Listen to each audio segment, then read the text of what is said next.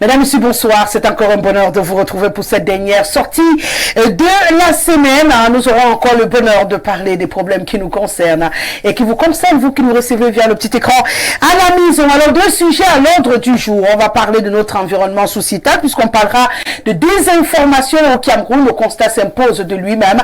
Désormais, ce sont les réseaux sociaux et les lobbies, bien sûr, qui tiennent la communication, qui informent les Camerounais. Une situation qui n'a pas toujours de résultats positifs puisque l'on sait qu'on a eu des vies détruites grâce à cette désinformation. On va en parler tout au long de cette émission et puis je l'ai dit, nous sommes en plein dans notre semaine du travail, à chaque journée sa thématique. Nous on va parler du contrat de travail aujourd'hui. Il faut dire que c'est une pomme de discorde qui a l'habitude de diviser les patrons et les employés depuis belle lurette. Pourquoi? Est-ce que finalement le contrat de travail est une nécessité? Est-ce que c'est utile?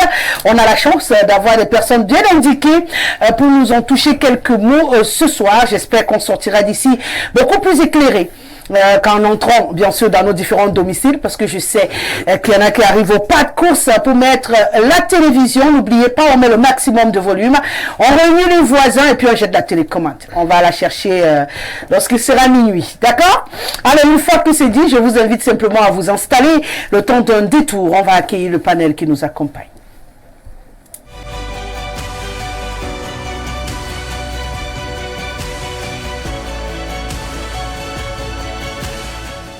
Le code d'accès, le 699 13 50 75 par SMS ou par WhatsApp.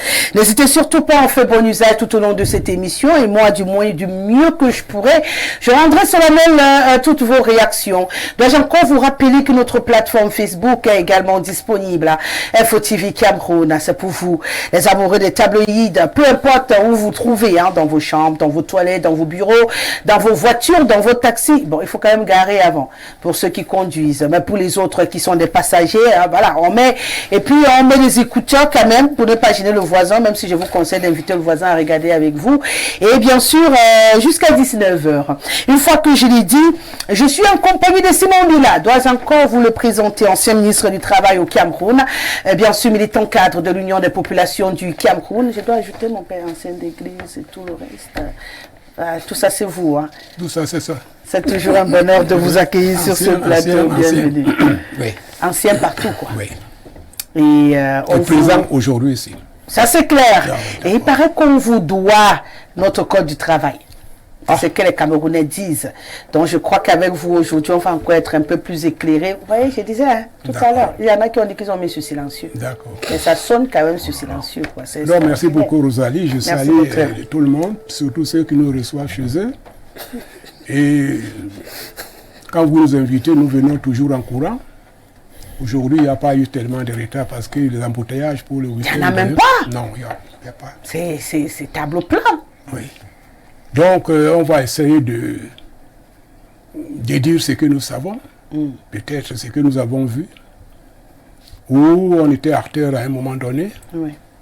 Donc, les Camerounais ont besoin d'un certain éclairage dans tous ces problèmes. Bien entendu. Merci d'être là, monsieur le ministre. Allez, on va également dire bonsoir à Henri-Oscar Mingedi, secrétaire général des citoyens actifs du Cameroun, un parti politique, avec pour président monsieur Etimi, à qui je dis bonsoir. Bienvenue, monsieur Mingedi.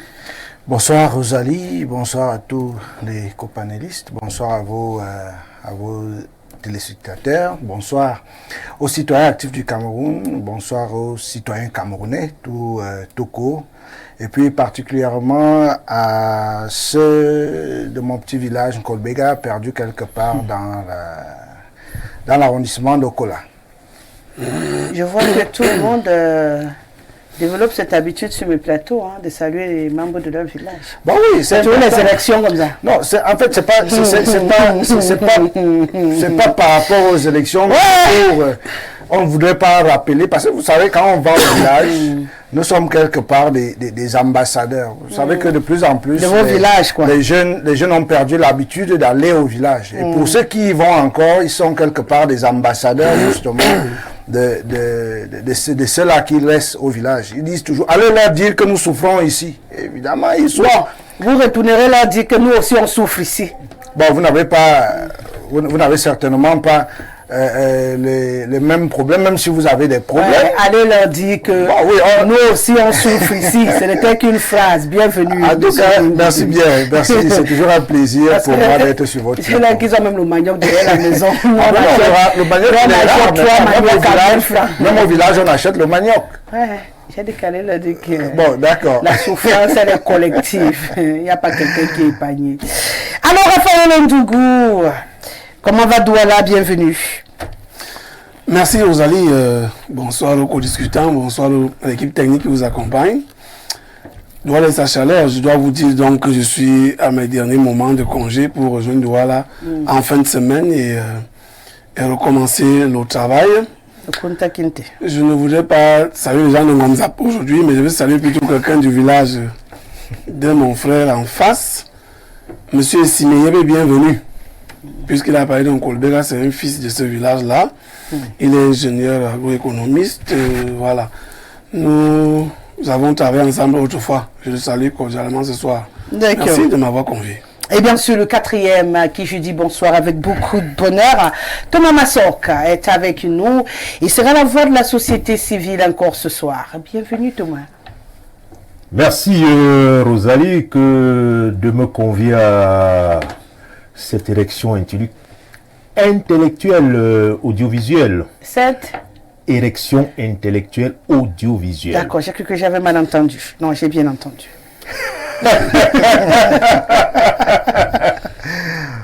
Donc, je te dis grandement merci.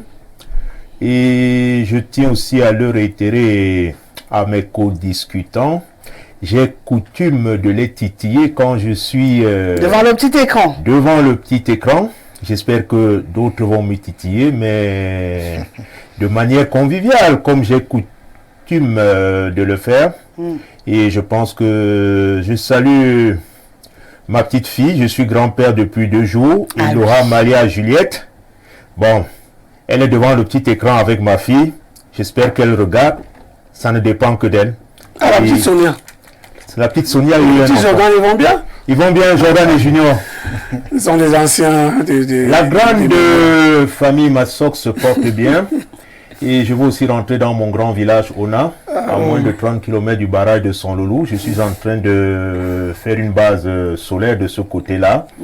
Et en attendant aussi que Monsieur le ministre des Infrastructures routières me donne aussi cette latitude et longitude que je ne puisse plus souffrir avec mon véhicule quand j'y vais de ce côté-là. Il n'y a pas aussi des routes là-bas? En piteux état. Bon, il y a quand même la route. Des pistes en piteux état. Quand on parle même du grand village, on a Versac Baïmé pour un accouchement. Le benskieur va être l'infirmier en cours de route. L'infirmier accoucheur. Triste malheur pour nous autres.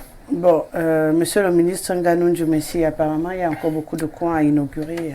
Il est à l'écoute et je pense que les choses pourront aller dans le meilleur du monde possible. Bon, c'est tout le bonheur qu'on se souhaite, hein, puisque nous sommes tous dans... Merci la grande Rosalie. C'est un plaisir, bien sûr, de vous accueillir. Avant d'ailleurs l'émission, il y en a qui ont vu l'affiche et qui ont écrit « Merci de nous avoir amené encore ma soeur Touma ce soir. » J'ai dit « Mon Dieu, ma soeur Touma, je ne sais pas comment ça s'est passé, hein, je ne sais pas comment j'ai fait ça. Mais bon. Alors, puisque j'ai terminé avec toi, j'ai démarré avec toi, c'est le principe de ce plateau. On parle de réseaux sociaux et lobby qui aujourd'hui tiennent lieu de cadre d'information pour les Camerounais avec tout l'impact qu'on peut avoir parce que malheureusement, grâce à cette réalité-là, beaucoup de Camerounais sont désinformés. Et on se rend compte que c'est la trajectoire que beaucoup ont opté, peut-être à cause de la rapidité avec laquelle l'information circule, sauf que personne ne prend le temps de vérifier la véracité ou pas et transfère au prochain. Du coup, tu te retrouves avec une tonne d'informations qui n'ont pas de source et au finish, quelqu'un discute avec toi dans la rue et il te prend un exemple. J'ai lu sur les réseaux sociaux que... Comment on en est arrivé là, que les médias conventionnels, les circuits conventionnels soient piétinés aujourd'hui au détriment de ces lobbies, parce que je parle là peut-être des réseaux sociaux, mais je ne vais pas laisser les lobbies. C'est l'ami de l'ami d'eux qui décide aujourd'hui on doit détruire Raphaël Ndougou, on se met d'accord, on crée une histoire sur Raphaël Ndougou et on s'en fout que sa vie aille en vrille. tant que le buzz y est et qu'on peut se faire un peu d'argent, c'est vrai que ça revient à la pourriture que j'abordais hier parlant des mœurs, mais on n'en est pas loin. Rosalie, ces réseaux sociaux, aujourd'hui on a coutume de dire des réseaux en sorcellerie. Parce que les systèmes d'information, depuis une bonne décennie, ont muté. On est passé, comme tu l'évoquais tantôt, des médias traditionnels à des systèmes alternatifs. C'est tout le monde, à partir de son outil de communication, qui se permet de développer une plateforme interactive dans un espace virtuel que l'État même peine à contrôler, si bien qu'aujourd'hui, usant d'un Android, on peut se permettre de diffuser des faits avérés ou pas. Mais je me pose la question, ceux-là qui veulent se positionner à la place des journalistes, moi je les appelle, comme j'ai coutume de le dire quand j'écris, des journalistrons clandestins d'un public qui a assoiffé de sexe, comme en ce moment, de sang, avec ce ramassis de meurtres à la pelle, des sensations qui prospèrent dans la manipulation et la désinformation. Je peux m'arrêter là pour l'instant. Et on a envie de se demander, monsieur le ministre, si finalement, il n'y a pas un environnement qui a été finalement favorable à cette nouvelle donne que nous avons dans la société. Et c'est vrai que ça a donné l'espace à un nouveau style de communicateur, plus ou moins apprécié, influenceurs, influenceuses, il y a même de nouveaux métiers. Hein. Mais le souci n'est pas qu'on ait de nouveaux métiers ou pas, mais qu'on essaie d'encadrer peut-être leur fonctionnement pour que ça rentre dans un système gérable et suivi. Malheureusement, ce n'est pas le cas. Lorsqu'on finit de vous détruire sur les réseaux sociaux, il vous faut parfois des années pour restaurer votre image, alors que pour un journaliste conventionnel, il faut avoir la preuve, sinon il se fait poursuivre en justice, dont il a l'obligation de faire le travail journalistique. Fouiller, aller sur le terrain, mener l'enquête avant de sortir l'information. Aujourd'hui, quelqu'un est tapis dans sa maison et il se lève un matin et il dit « Rosalie, elle a 3 maris. Elle a tué même ses maris. Celui qui est là maintenant, c'est le 5e. Et c'est toi qui dois passer ton temps à prouver le contraire. Lui, il dort chez lui. » Et des fois, c'est trop tard. Des fois, c'est trop tard. Dans le passé, on appelait ça le Congossa. Les téléphones chinois, ils mettaient récepteur, torche-lampe, radio, télé, de sorte que c'était un outil tellement apprécié par tout le monde. Et chacun veut se faire entendre. Des fois, malheureusement, pour faire du bien ou faire du mal. Ce problème n'est pas né aujourd'hui. Forcément, quand il y a plusieurs partis politiques, on utilise ces phénomènes pour faire passer le message ou détruire ce que l'autre pense. Mais pour nous, aujourd'hui au Cameroun, je ne sais pas comment on peut se qualifier. Et moi, je vais vous raconter une histoire que tout le monde connaît d'ailleurs. Un jour, j'étais à Addis Abeba. Je suis allé rendre visite à l'ambassadeur de Cameroun à Addis Abeba. Et on a passé une cassette. J'entendais ma voix, mais ce n'était pas ma voix. J'entendais la voix de Korok. Mon PDG a eu le même problème. J'entendais bien la voix de Korok, mais ce n'était pas sa voix. Et aujourd'hui, au Cameroun, partout où je passe, on me dit Yandom qui murmure. Car en réalité, c'est un montage extraordinaire à la camerounaise. Moi, je ne suis pas fâché. Donc, il y a des génies au Cameroun. Quelqu'un peut utiliser votre... Je ne sais pas comment ils font. Ils parlent exactement comme vous, mais en réalité, c'est pour faire rire aux gens. Des fois, pour faire du bien, hein, faire rire. Et des fois, on peut vous mettre sur le dos une situation que vous ignorez complètement. Alors, moi, je ne suis pas contre. Je ne suis pas contre. Parce que quand vous voyez au village, il y a toujours des chorales. Des chorales, on chante. Oui, bien sûr. Et si vous écoutez très bien, il y a des chorales de grenouilles. Ah, les grenouilles chantent. Les grillons chantent, les oiseaux chantent. Et il faut que les hommes parlent aussi. Ils se disent quoi? Le côté négatif, c'est quand ce sont des mensonges. Mais l'information aujourd'hui dans le monde, vous écoutez à radio RFI, tout ce qui s'est passé en Chine, en Union soviétique, en Amérique, ils vous racontent tout ce qui s'est passé. C'est à peu près ça. Donc l'information n'est plus cachée, tout le monde peut utiliser l'outil qui est à notre portée pour parler. Mais pour dire quoi? Là est tout le problème. Voilà, c'est ça tout le problème. Il n'est pas interdit de parler, de publier. D'ailleurs, on va reconnaître quand même que l'information va aussi plus vite dans certains cas de figure. Vous le dites bien, quand c'est la vérité, quand c'est la bonne information. Mais le malheur se situe donc là-bas. Bonne ou pas bonne, le problème c'est que c'est pas contrôlé. Et c'est pourquoi les dégâts sont parfois énormes. Si c'était de bonnes informations qu'on pouvait contrôler ou de mauvaises informations qu'on pouvait stopper, on n'allait pas en faire un débat. Le souci aujourd'hui, c'est que c'est un secteur qui est dans la rue. On peut applaudir lorsque l'information nous permet de découvrir rapidement quelque chose qu'on veut nous cacher, mais lorsqu'on se retrouve avec la vie de quelqu'un qui est détruite en quelques heures, là, on n'a pas envie de sourire. On revient redemander aux mêmes personnes pourquoi vous avez distribué.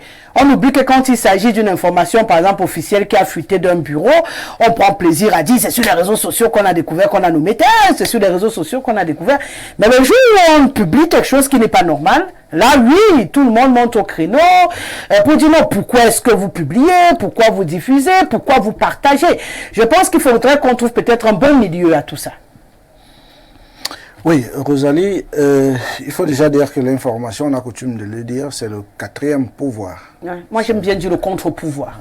Ou le contre-pouvoir, parce que, tout simplement parce que, si je comprends votre expression de contre-pouvoir, parce qu'il y a certainement des gens qui ont le pouvoir, qui ont le devoir de dire un certain nombre de choses, et malheureusement qui ne disent pas toujours ce qu'ils doivent dire au peuple, pour que le peuple comprenne et pour que le peuple les accompagne.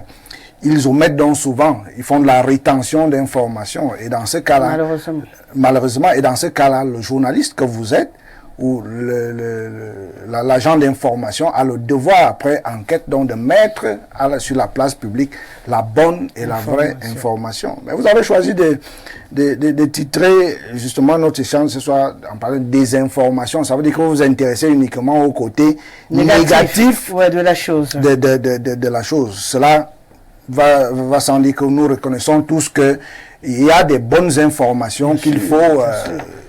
bon, quand on dit bonnes informations, ce n'est pas toujours des informations qui nous amènent, qui nous apportent du sourire. On peut également avoir des informations... On va dire peut-être des vraies informations. Des vraies informations, voilà. Qu'elles soient agréables ou pas, une information est une information. Voilà, mais maintenant, pourquoi est-ce qu'on arrive... Moi, je pense qu'on pourrait continuer à se poser la question. Pourquoi est-ce qu'on arrive à avoir de la désinformation, parfois? C'est peut-être parce que nous sommes dans une république ou alors nous sommes dans un système de l'omerta, où on fait des choses, mais qu'on cache. On fait des choses qu'on cache, ça peut être du fait de sa vie privée, ça c'est normal, de ne pas exposer sa vie. On peut également faire des choses de façon, dans le cadre de son travail, ou dans le cadre, je ne sais pas, dans tout autre cadre, mais qui devrait être dites, mais qu'on cache.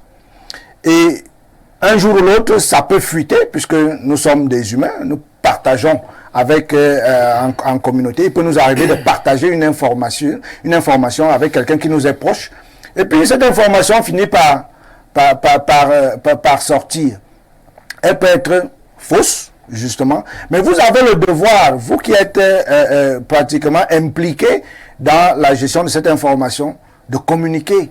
Est-ce que c'est d'abord normal qu'une information qui n'est pas vraie se retrouve en train de circuler? Mais comment savoir que cette information n'est pas vraie? Il n'y a que vous qui pouvez dire que cette information que vous avez n'est pas vraie. D'où le danger qui nous intéresse aujourd'hui. Oui, justement.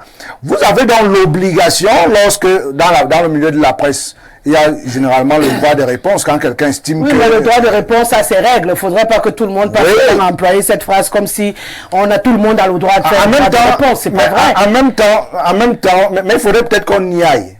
Parce que si vous laissez courir une rumeur, si vous laissez courir une nouvelle qui est fausse sur vous ou sur vos activités, vous courez le risque, sans répondre bien sûr, vous courez le risque de faire comprendre justement à la communauté ou aux citoyens qu'en fait ce qu'on est en train de dire... C'est justement ça le souci aujourd'hui, c'est pourquoi nous en parlons. Est-ce qu'un citoyen doit passer sa vie à courir derrière une rumeur qu'on lance sur lui pour démentir, alors que celui qui décide de mettre l'information doit se donner au moins l'obligation de s'assurer de la véracité de ce qu'il veut mettre à disposition. Et là, on a inversé la société. Et là justement, je suis d'accord avec vous, et c'est là justement qu'intervient justement la culture citoyenne. Parce que moi je le dis toujours, je me suis dit sur le plateau qu'on n'est pas citoyen, on ne sait même pas pourquoi on vit dans une société et qu'on est appelé à vivre ensemble. On n'est pas des citoyens parce qu'un citoyen normal connaît quels sont ses droits et quels sont ses devoirs. Il connaît où sont ses limites. Il sait qu'il ne doit pas dire, il ne doit pas porter à la connaissance du public une information qu'il n'a pas, dont il n'est pas sûr de l'authenticité. Donc il manque chez nous justement cette culture. Il manque chez nous justement cette culture citoyenne qui va faire que autant on me demande de ne pas salir la rue lorsque j'ai fini de manger mon beignet dans un emballage et puis je jette à travers la fenêtre de ma voiture, autant il nous est demandé justement pour ce qui concerne la gestion de la communication dans les réseaux sociaux de ne pas porter atteinte justement à la morale justement d'autrui sans avoir au préalable vérifié que l'information que nous allons porter est vraie. Donc moi je dis tout ça c'est un manque de culture citoyenne. Nous avons besoin de nous réinventer, africains comme nous l'étions, parce que nous avons plutôt tendance maintenant à nous occidentaliser et donc du coup à dire un peu tout ce que vous africains comme nous l'étions, on sait que l'homme c'est sa parole. Donc quand vous sortez quelque chose, quand vous dites quelque chose, ça doit être quelque chose qui est vrai.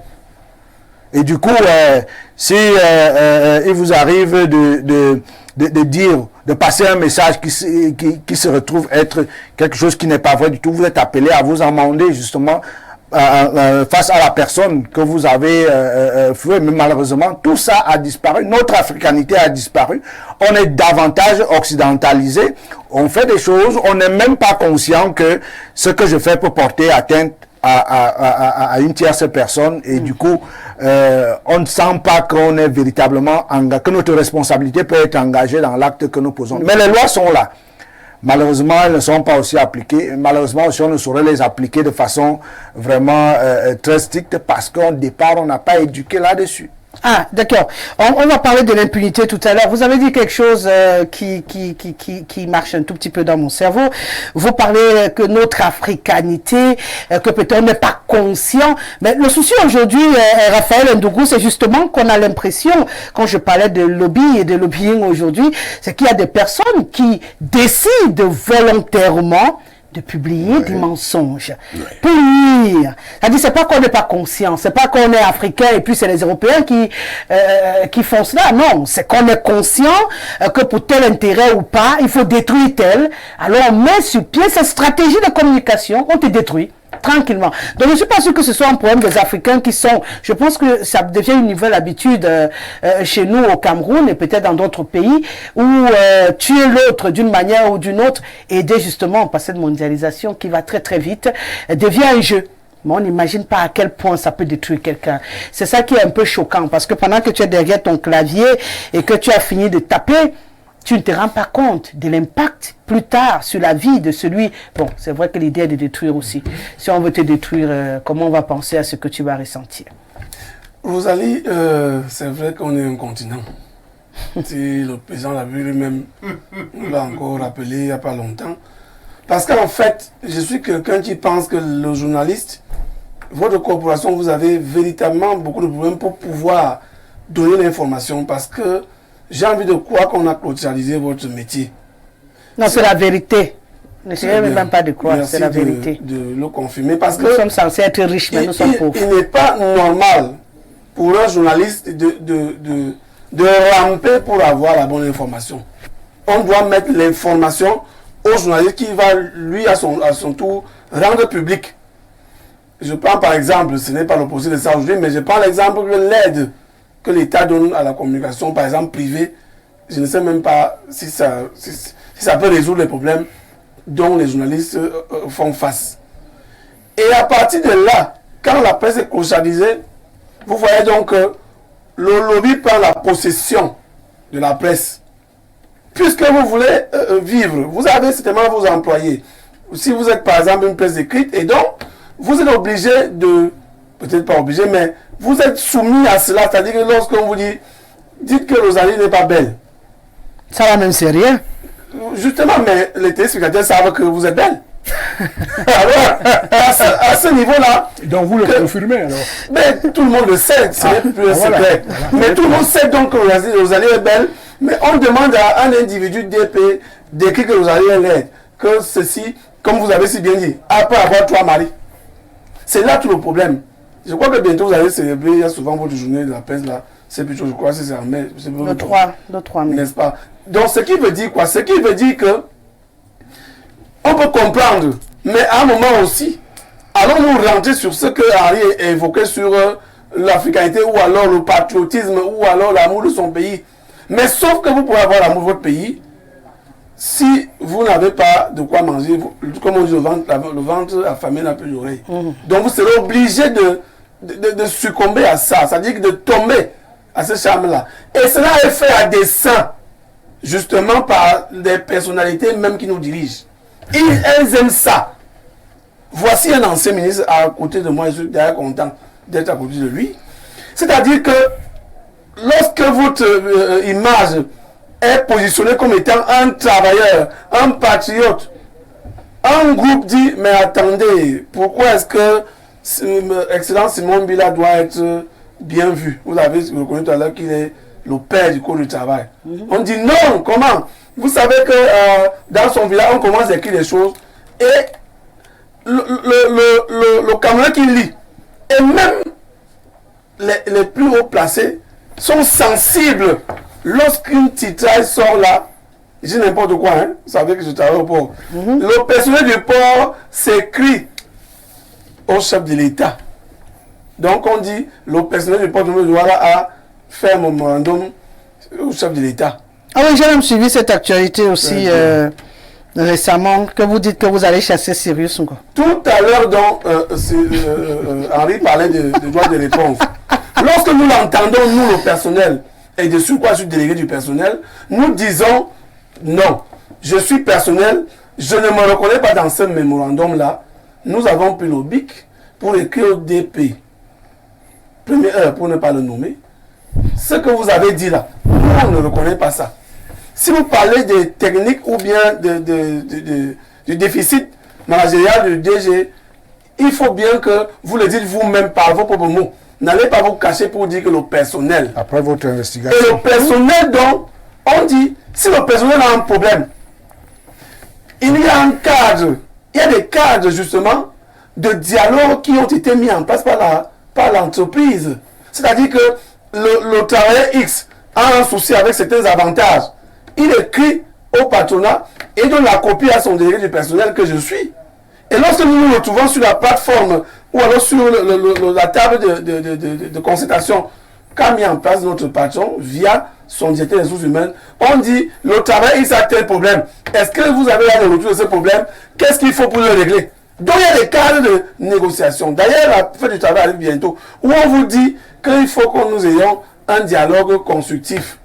Alors, ça fait donc quoi? Ça fait que ce n'est pas peut-être le personnel qu'on voulait véritablement toucher. Il se trouve qu'on cherche la tête de quelqu'un, celui qui dirige cette entreprise, le port de Douala, par exemple, pour dire que, oui, depuis qu'il est arrivé là, lui, il a abattu un travail de modernisation, etc. et tout. Ça ne plaît pas aux autres. C'est ça qui nous provoque notre développement au Cameroun, Rosalie. C'est-à-dire que pendant que le chef d'État dit donnez l'eau au Camerounais, donnez l'électricité, donnez toutes les infrastructures routières, Thomas parlait tout à l'heure des routes, donnez l'enseignement, construire les écoles et que les enfants aient accès à l'enseignement ou à la connaissance. On voit des écoles qu'on nous montre encore via ces mêmes réseaux sociaux-là, dans le Grand Nord par exemple, où on voit des écoles avec les pailles. Vous comprenez quoi? Vous comprenez que pendant qu'il faut faire le travail pour le bien des Camerounais, les gens se jettent. Un homme est assis, justement comme vous l'avez dit. Vous voyez aujourd'hui que quand une décision, un décret chef de l'État est signé au Cameroun, vous voyez qu'un individu qui est camerounais mais hors du pays en ce moment, vous voyez qu'il a une copie. Est-ce que vous imaginez à quel niveau cette affaire de lobby dérange le développement du Cameroun, dérange même M. le Paul Biya lui-même? Parce que vous voyez par exemple, souvent on écrit souvent bébé. Moi je ne sais pas si c'est bébé qu'on appelle les femmes, mais bébé. Bébé Plan, c'est lui qui publie. On savait que quand il y a un arrêté, un décret, on lit à la radio nationale. Maintenant, avec les autres médias, on peut donc faire des copies pour que le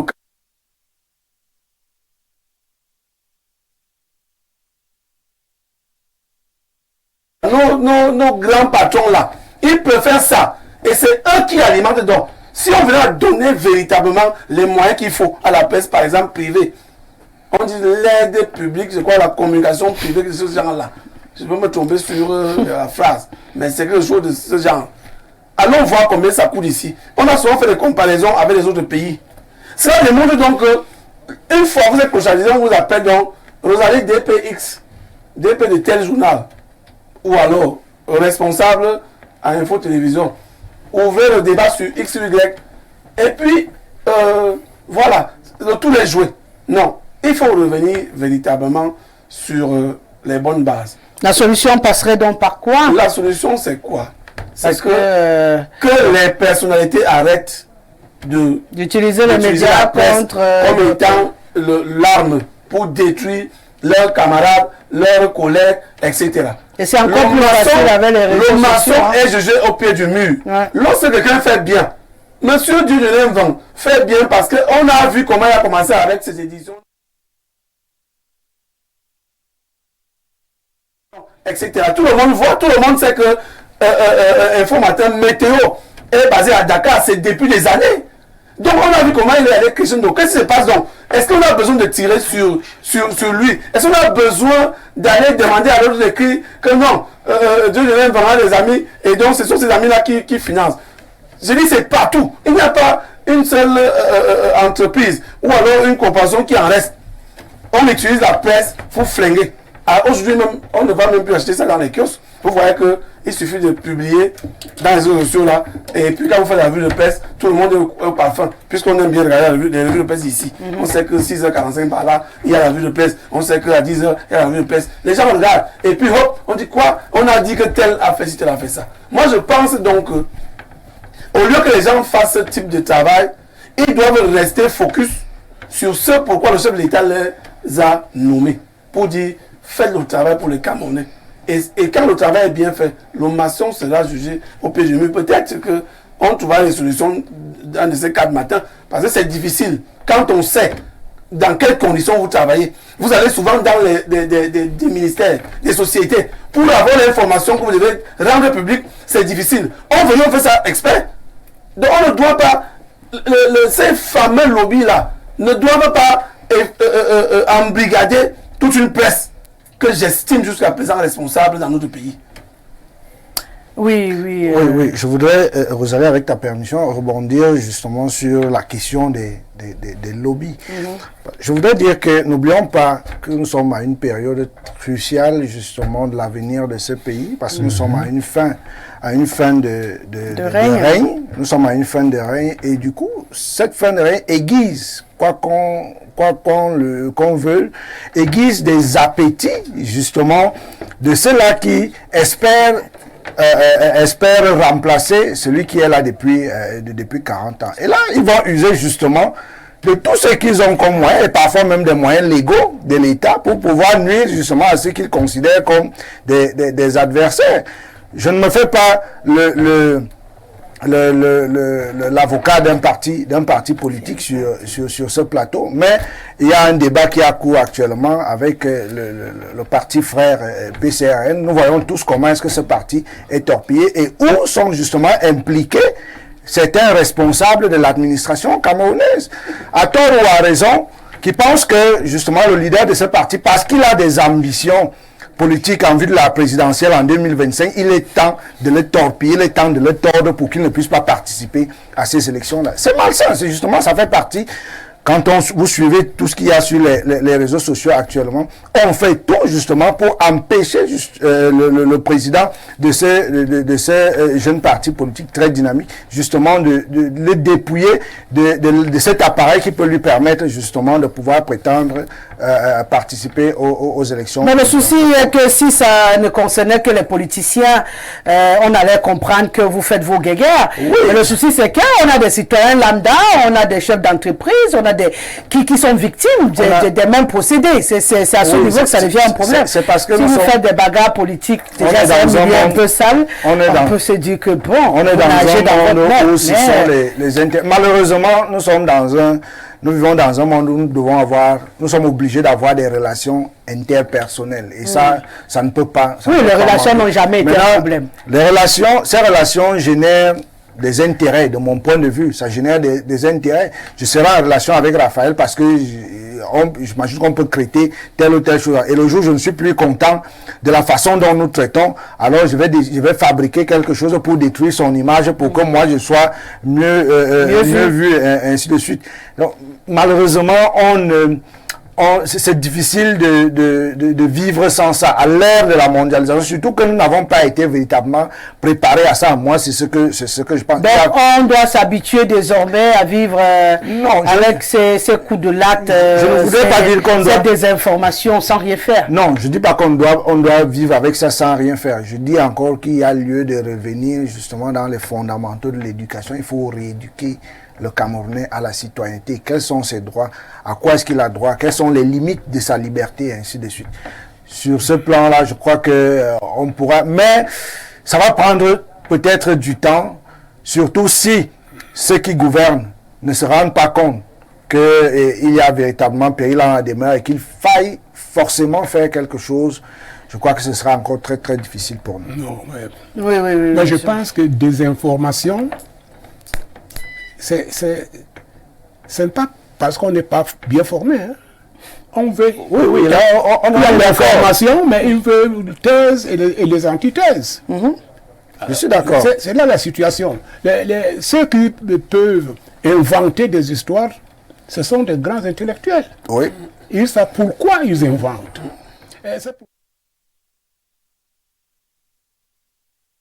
Un projet de société. Et ce projet de société peut être contraire avec ce que vous pensez être le meilleur candidat. Alors, des informations, cette lutte est tout à fait prévisible. Oui. Prévisible. Mais ce qui est dommage pour nous, et quand nous vivons seulement, nous sommes heureux quand on parle mal de tel. Quand on crée des situations où tout le monde est curieux de comprendre qu'en réalité c'est une invention. J'ai donné un exemple sur moi, vraiment une cassette qui parlait comme moi, avec mon accent et tout, j'ai bégayé un peu. Mais en réalité, c'est pas vrai. C'est pas vrai. Bon, mais là où je suis tellement un héros là dehors, il y a d'autres qui murmurent, bon, ben, je passe, je dis bonjour, bonjour. Je ne sais pas si c'est nocif, je ne sais pas si c'est notre façon de vivre. J'ai commencé à parler des ragots. Au village, il y en a des gens qui sont spécialistes pour venir vous mentir. J'ai un exemple que j'ai vécu à Somme. Un exemple bizarre. Un gars qui était spécialiste pour mentir. Il a inventé une histoire qu'il était à la pêche. Et comme sa lampe était éteinte, il a attrapé un serpent, il croyait que c'était pour attacher son paquet. Il a monté tout un mensonge auprès d'un vieux qui était expert en mensonges. Et sa femme lui dit, mais Thomas, tu ne vois pas que cet enfant est en train de vous mentir? Il dit que Rosalie, mais quand même, tu n'as pas suivi comment je disais toujours oui pour croire, pour le mentir. Mon oui n'était pas un vrai oui. Bon, donc, la façon de vivre chez nous maintenant, peut-être c'est normal. Et si un article de journal n'est pas intéressé par tout le monde, vous vous rendez compte? Il faut inventer quelque chose qui permette à ceux qui... La recherche du buzz. Oui, que vraiment, c'est même chez les Blancs, il y avait le journal qu'on appelait Canard enchaîné. Il n'y avait que des histoires qu'on montait, etc., etc. Cette façon de vivre, ce n'est pas l'histoire des Blancs, c'est l'histoire normale des hommes. De l'humanité. Oui, des hommes. Et la vérité, c'est quoi? La vérité, c'est quoi? C'est difficile à définir la vérité. Chacun a sa vérité. Et si vous ne voulez pas me croire, vous allez mentir pour moi. Voyez? Donc, vous vivez dans une société qui a de hauts et de bas. Nous vivons comme ça. Quand on porte plainte contre un mensonge, bon, le problème des mensonges, c'est dans tous les pays du monde. Il y a des menteurs. Et j'ai même rencontré un ami qui était un expert. Il m'a expliqué. Moi, je lui ai dit que j'étais un député. Il me dit que le député, c'est quoi? Mais comment? Je lui ai dit, un député, c'est quelqu'un qui est assis et qui applaudit. Alors l'autre qui dit, moi, je suis pas comme vous, hein. Moi, je suis un parlementaire. Et bien, je lui ai dit, vous savez ce que vous avez dit? Parlementaire, parlement, c'est terre. Donc ça revient au même. S'asseoir et applaudir. Sauf que l'autre parle, il ment, et puis après c'est terre. Donc l'autre évite donc de faire tout ce trajet, et c'était complètement. Donc nous vivons dans cette société qui a les hauts et les bas, même à l'école, on vous appelle des thèses et les antithèses. Donc, oui, mais tant que la thèse et l'antithèse ne nuit à personne. Aujourd'hui, oui, dans la vie courante, c'est normal qu'il y a des journaux, là, quand vous achetez ces journaux, c'est pour rire. Et on comprend que c'est pour faire rire les gens. Mais d'autres prennent ça au sérieux. Donc, comment on fera donc pour faire le tri? Non, le tri est simple, les lois sont là. Ouais. Les lois permettent à chacun de prouver que ce que vous avez dit sur moi, c'est faux. Et bonjour les procès. Oui, les procès. Dans un environnement où vous contestez même la justice, c'est pour donner quoi? Et pour juger, c'est encore plus compliqué. Parce que le président du tribunal, il est habillé en noir. L'avocat, habillé en noir. L'autre avocat, habillé en noir. Tous connaissent la vérité, mais chacun veut gagner le procès. Qui va mentir et qui va dire la vérité? Mon Dieu. Voilà la situation que nous vivons. On est embourbé, hein, Toba Massou. Rosalie, comme je l'ai évoqué tantôt à l'entame de cette belle émission du Grand Soir, je me suis positionné aussi comme quelqu'un qui va donner une information. Je suis parti dans mon village pour essayer de mettre à la face du monde ce dysfonctionnement sur le plan environnemental. Là, je me positionne comme un lanceur d'alerte. Et tu sais, les lanceurs d'alerte, on les retrouve selon différents degrés mentalité. Pour certains, à obscurcir l'environnement. Mais pour d'autres, moi personnellement, je mets le couteau dans la plaie afin que les pouvoirs publics puissent comprendre ce que nous, en bas, nous ressentons. Quand on gouverne, c'est pour résoudre les problèmes. Mais je dis aussi la profusion des médias à travers cet outil de téléphone. Quand j'ai dit des journalistrons clandestins, ce sont ceux-là qui marchent sur vos plates-bandes.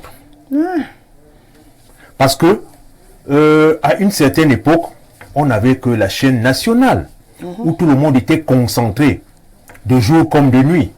Aujourd'hui, la profusion des médias et ces outils de la technologie de l'information et de la communication ont amené certains à devenir des journalistes. Pendant ce temps, nous autres qui admirons, comme Rosalie qui est à côté de moi et qui fait du bon travail, on va se permettre de lire du n'importe quoi. C'est pour cela que dans mon téléphone, j'ai certaines options où je n'y vais pas. Quand moi je donne une information, comme je l'ai donnée, pendant la période d'entrée, c'est quelque chose de très pertinent. Et je l'ai toujours décrié sur ce média. Tu prends la peine en fait. Je prends la peine, je parle des faits. Ouais. Je parle des faits. Mais quand tu as dit, qu'est-ce qui va m'amener à dégrader mon frère qui est à côté de moi? Même comme on dit, la famine. Les intérêts du ventre et du bas-ventre peuvent amener les autres à perdre le côté cérébral dans la luminosité, la clairvoyance. C'est pour cela qu'aujourd'hui, c'est pathétique. Ah, c'est pathétique. En attendant, on est dans la muse. Et comment on va s'en sortir? Si je comprends bien tout le monde, hein, c'est notre environnement. On a parlé de la justice tout à l'heure. Oui. Mais nous savons ce qui se passe de ce côté-là. C'est ça qui nous inquiète. Alors, comment tu vas... Nous savons ce que le papa évoquait tout à l'heure. On sait ce qui se passe de ce côté. Ça dit, c'est l'impunité qui amène encore à faire accroître ce vice qui gangrène moi, c'est les réseaux en sorcellerie. Il faut tout simplement, selon moi, il faut la construction d'un état de droit qu'on n'a malheureusement pas. La construction. Bon, ça va encore. Oui, ça paraît. Oui, la construction. Un état de droit. Il faut construire un état de droit avec une séparation stricte des trois pouvoirs. Où le juge sait qu'il peut. Faire ça comment? Il faut. Bon, ceux qui dirigent aujourd'hui nous ont amenés dans ce que nous sommes. C'est pour ça que nous appelons les autres à venir l'année prochaine. Qui vont donc, justement, c'est l'état de droit, qui vont donc. C'est le peuple. C'est le peuple. C'est le même peuple qui. Oui, actuellement, quand on demande. Vous allez me permettre juste cette parenthèse. Actuellement, quand on demande à quelqu'un d'aller aux élections, qu'est-ce qu'il vous répond? Je vais pas aux élections tout simplement parce que les résultats sont déjà connus d'avance. Rien ne va changer. Ceux qui sont là seront toujours là parce qu'ils se sont arrangés. Il y a encore quelqu'un. C'est lui qui dit ça.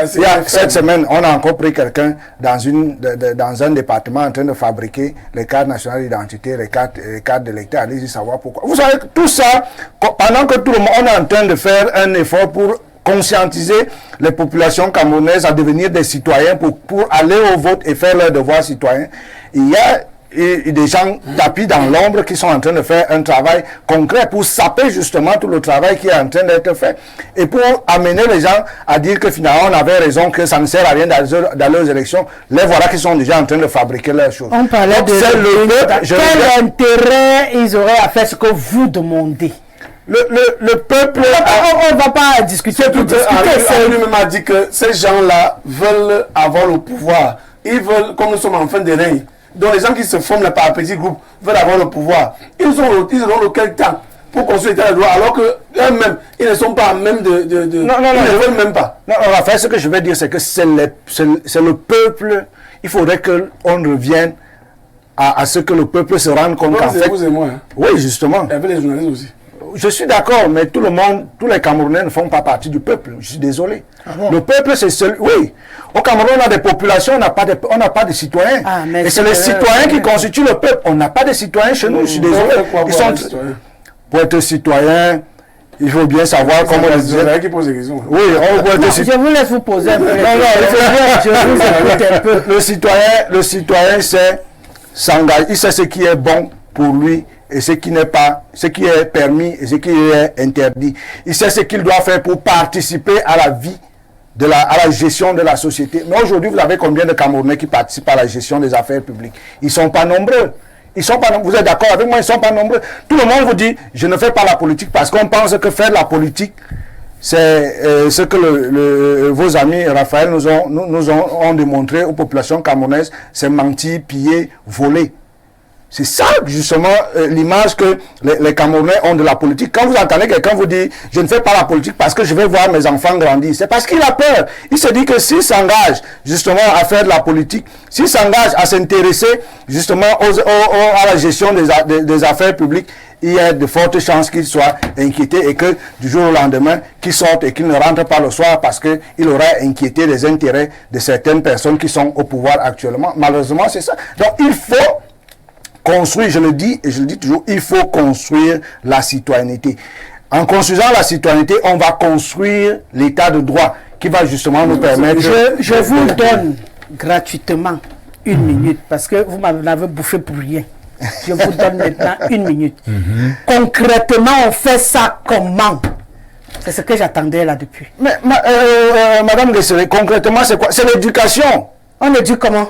Vous pensez que l'éducation qu'on offre aux Camerounais actuellement est la meilleure, qui puisse nous garantir un état de droit? Pourquoi vous aimez répondre aux questions par une question? Non, en fait, ma question ne suscite pas. Ma question ne suscite pas en fait une réponse de votre part. C'est juste pour vous dire qu'il faut repenser le système. Il faut repenser le système éducatif camerounais. Ça commence à venir les réponses. Donc c'est repenser le système éducatif camerounais. Oui, il faut le repenser. Ça va les éduquer.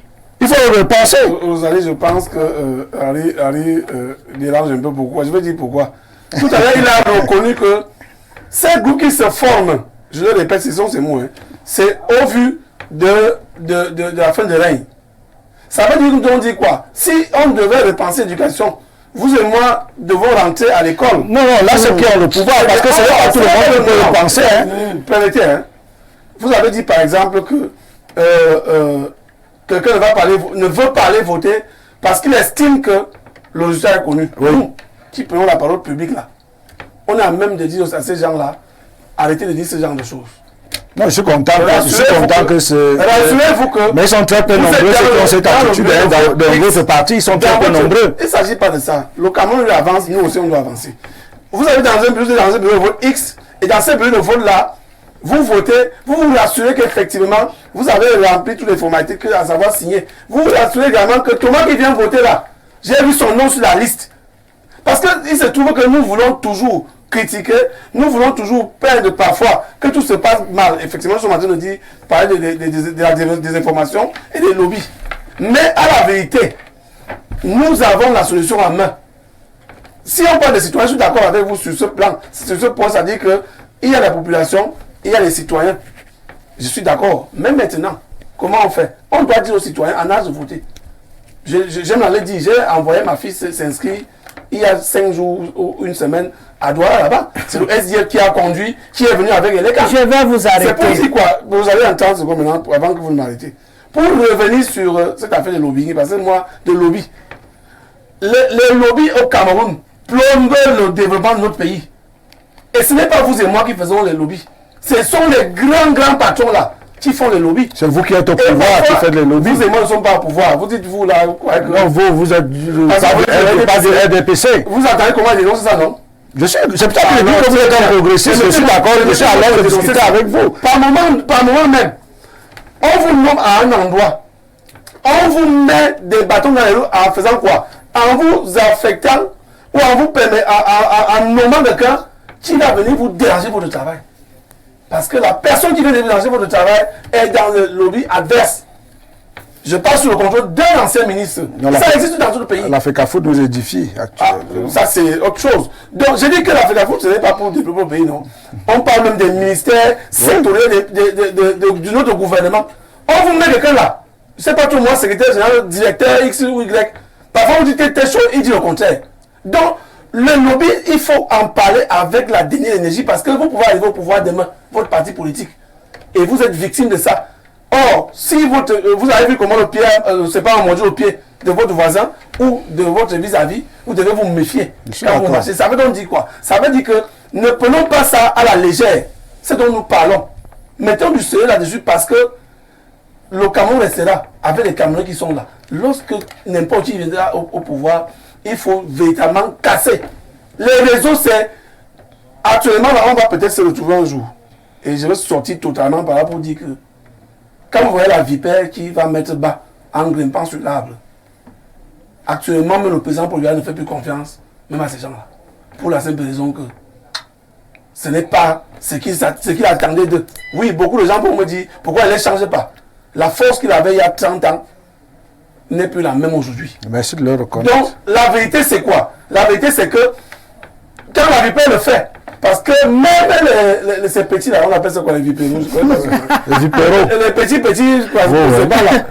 Sont dangereux pour elles. Oui. Leur mère.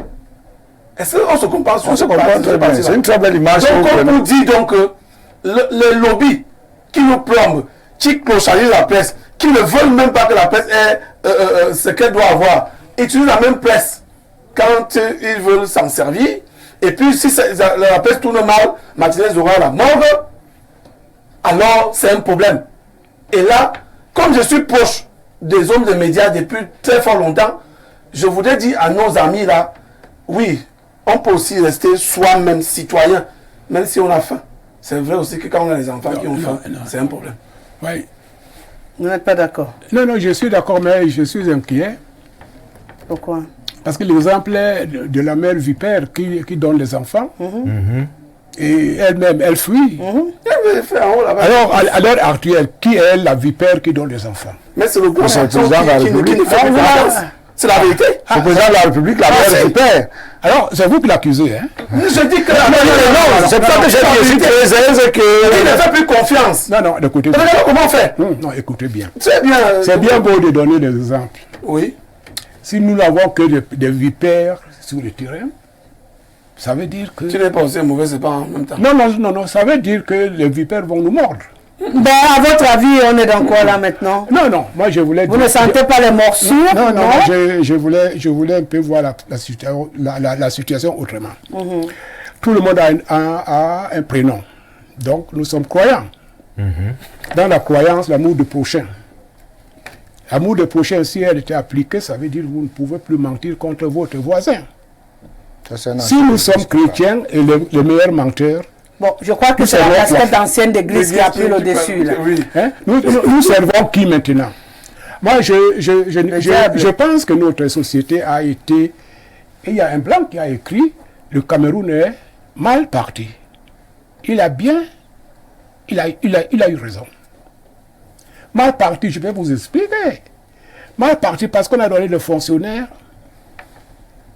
colons qui devait mettre en place un système qui permet aux colons de continuer de nous gérer comme avant. C'est pourquoi quand vous regardez comment on a organisé notre administration, c'est une catastrophe. On donne dans la tête des fonctionnaires que quand vous avez un budget à gérer de 100 millions, il faut tout dépenser. Résultat, l'économie camerounaise est lapide. Bon, sauf que là, c'est une vraie information. L'économie camerounaise est détruite.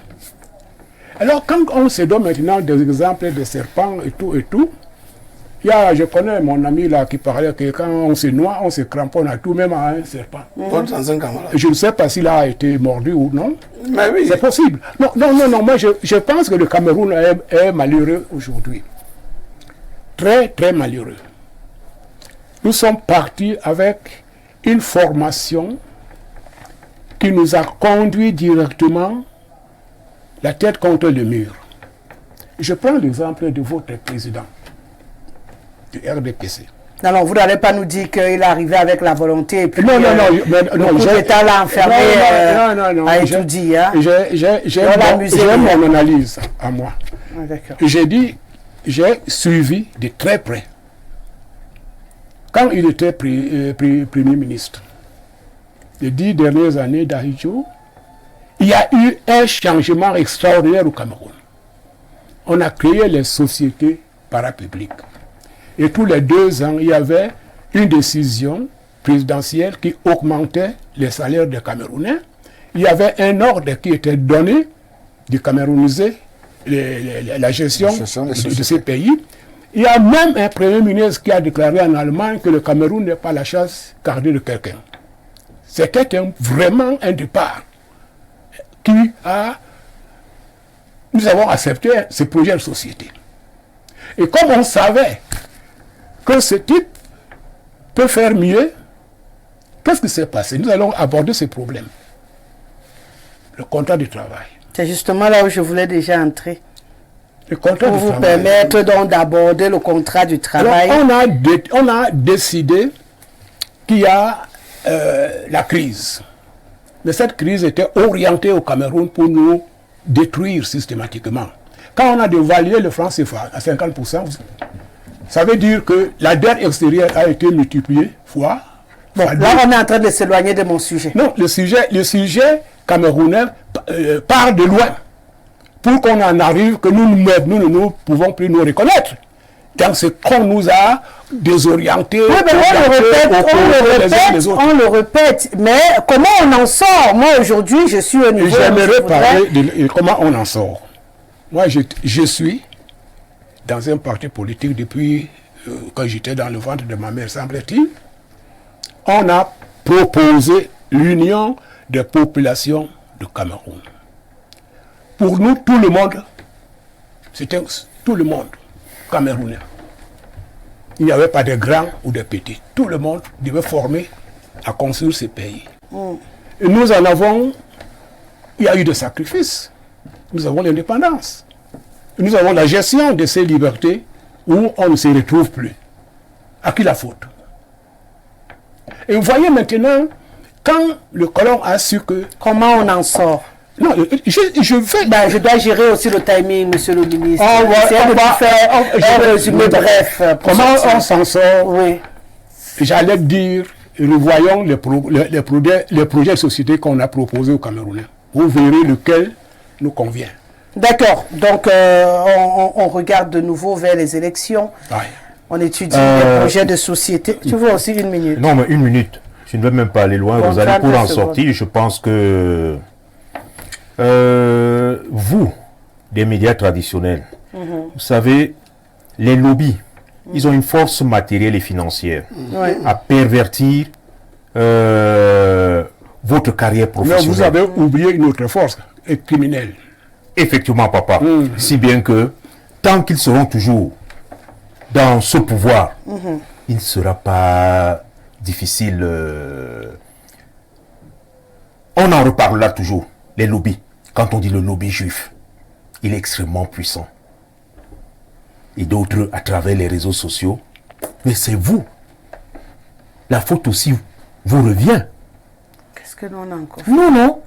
Quand on vous appelle quelque part avec une masse d'argent, vous allez pervertir l'information. Les enfants vont manger quoi là? Les enfants vont manger quoi? Ils doivent prendre. Il faut assouvir les besoins primaires. Donc vous aussi, des médias traditionnels, essayez de faire une clairvoyance. Essayez de mourir en silence.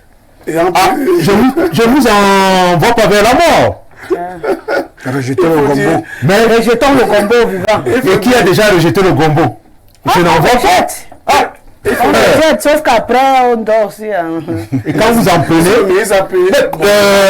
comme monsieur le ministre a parlé, quand vous prenez le gombo, vous êtes déjà attaché. Monsieur le ministre a pris mal. La boîte est rue de Rosalie. Ne prenons plus le gombo en désordre, prions quand même le gombo. La vipère excellence, c'est une très bonne viande que j'aime manger. C'est d'ailleurs réservé aux personnes adultes. Il faut d'abord la tuer.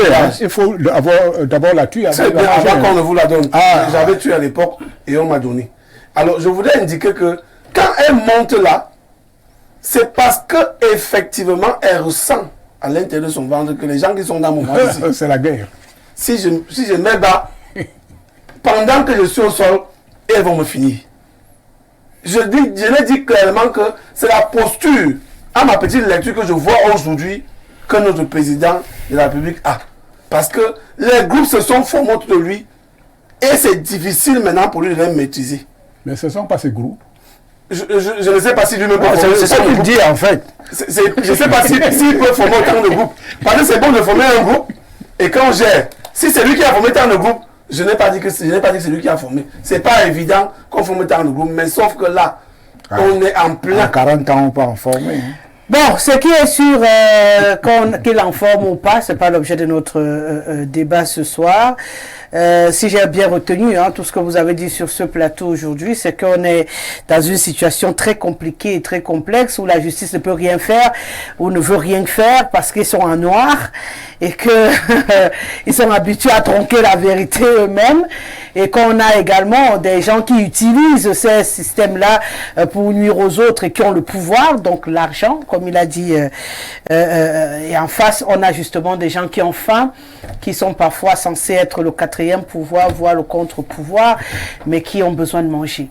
Et pris comme ça, c'est un cercle vicieux, bien intelligent. Celui qui réussira à nous dire comment tenir ce serpent-là pour le tendre, afin de le déguster. Ça va être compliqué. Une transition et on revient. D'accord.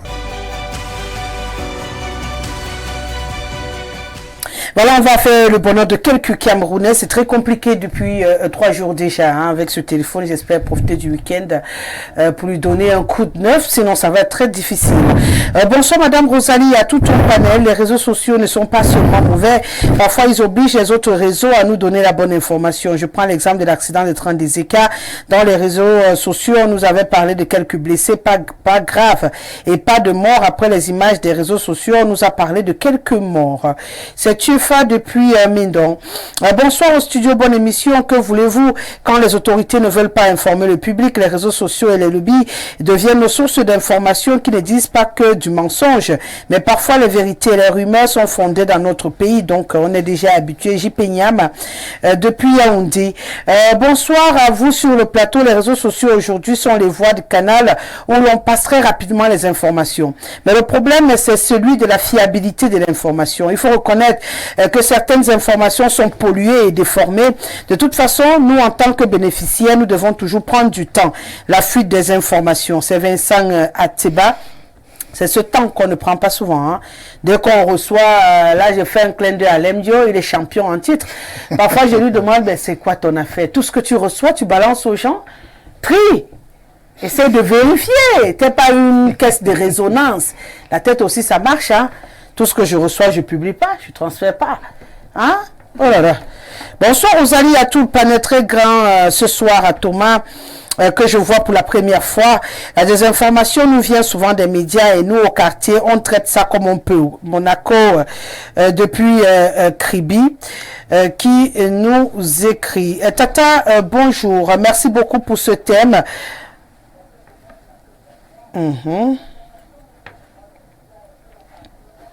Bonsoir ma Bic des Bic et bonsoir à tout ton panel.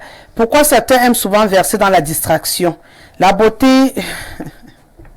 ouais, ma vie n'est pas facile. Donc maintenant, toi, tu veux faire l'historique de ma beauté. Raphaël donc tu veux me prendre... Raphaël a dit que tu étais une belle femme, donc il faut bien qu'il renchérisse. Qu'il renchérisse. Ben, ça ne sert à rien. Mais il sait pourquoi il a dit.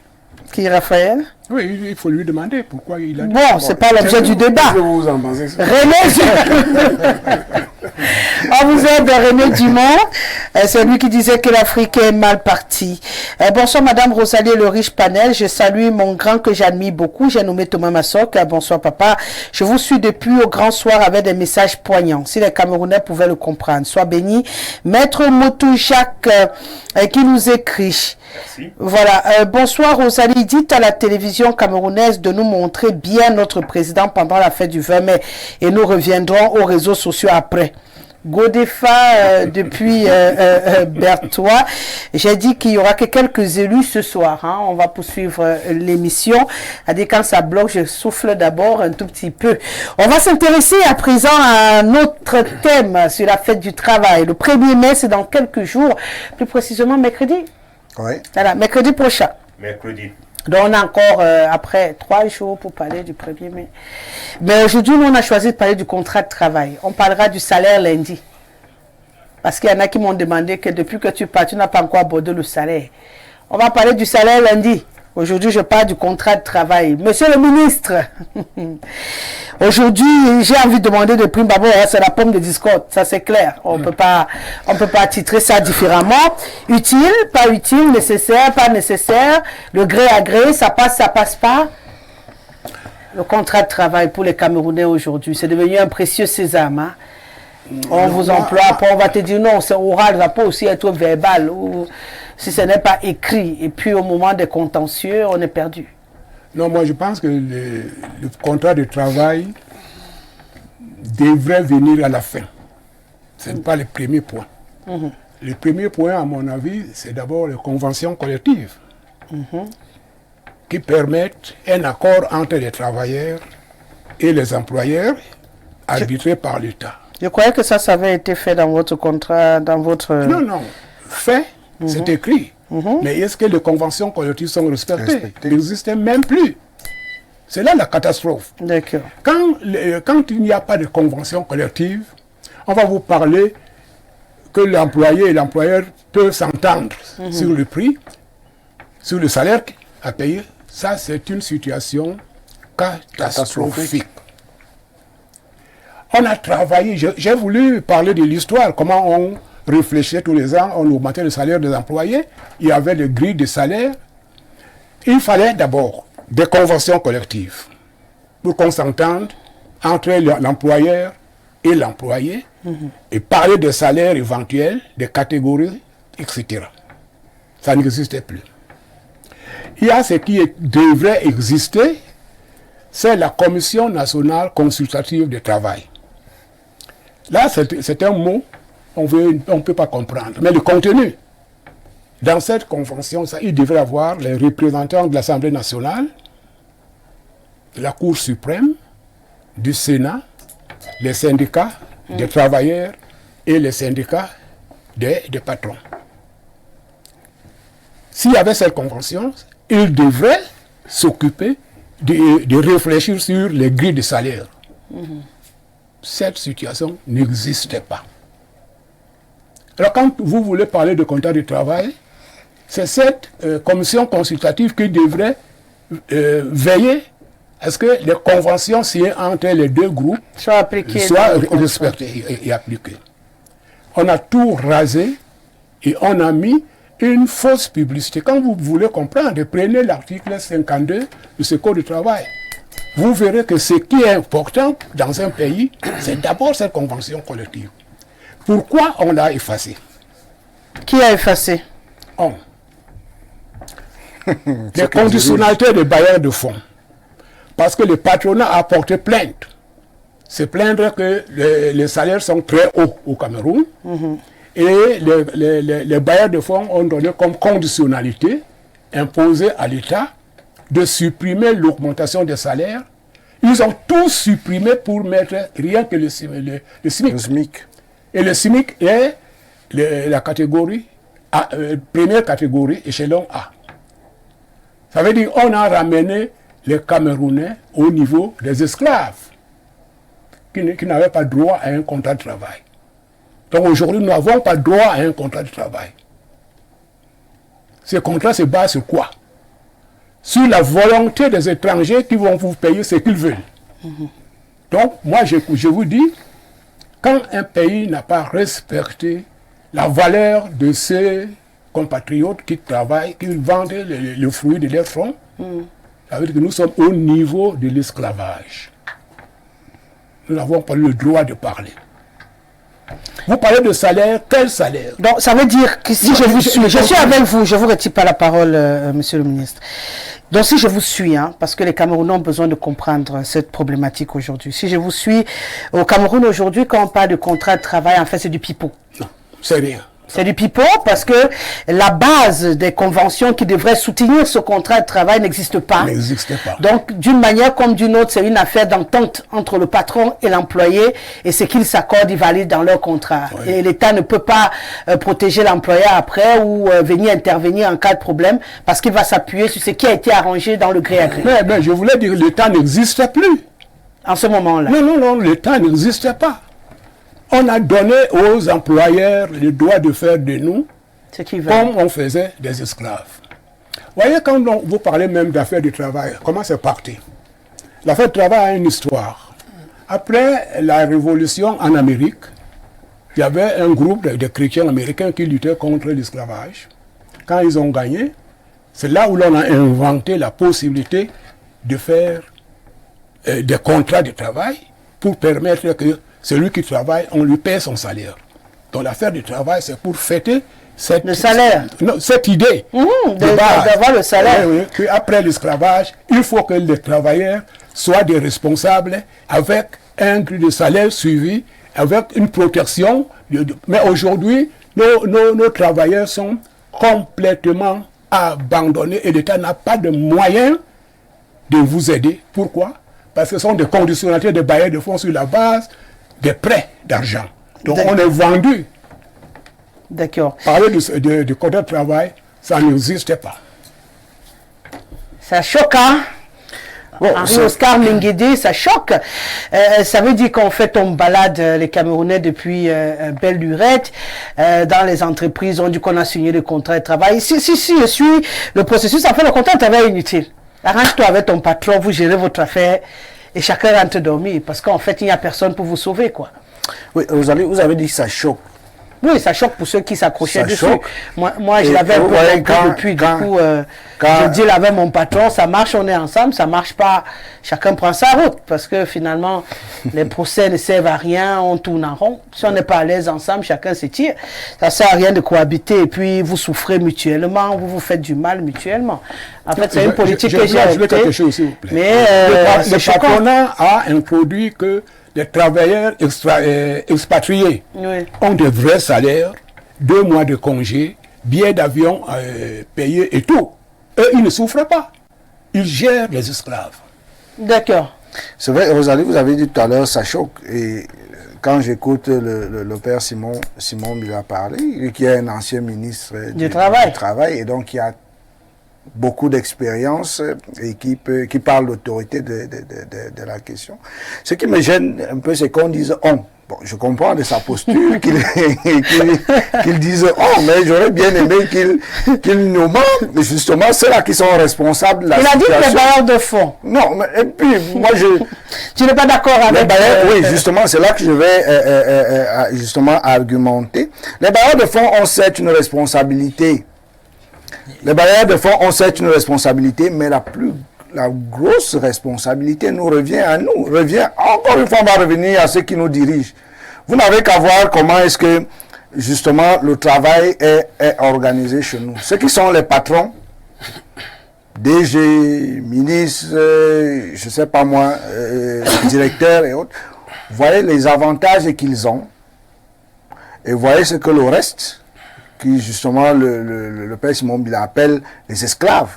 Vous voyez dans quelles conditions ils travaillent. Alors que c'est eux qui fournissent pratiquement la grosse part du travail. Donc, quand je dis, on a donné la chicotte aux bailleurs de fonds pour qu'ils nous fouettent, parce qu'ils ne nous obligent pas en même temps à aller faire des prêts. Aller faire des prêts de manière exorbitante.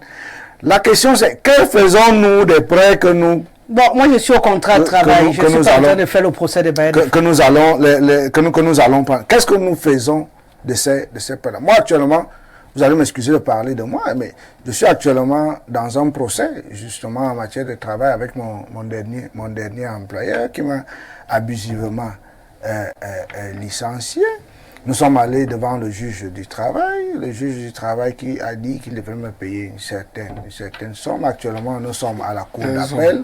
Nous sommes à la cour d'appel pour que justement le juge dise finalement le droit, que je pense sera en ma faveur. Et vous faites bien de dire que j'ai beaucoup d'énergie. Et là, c'est un Camerounais qui parle. Allez imaginer combien de Camerounais sont sur cette lancée-là. Ceux qui ont même encore la possibilité de pouvoir engager ce genre de procès.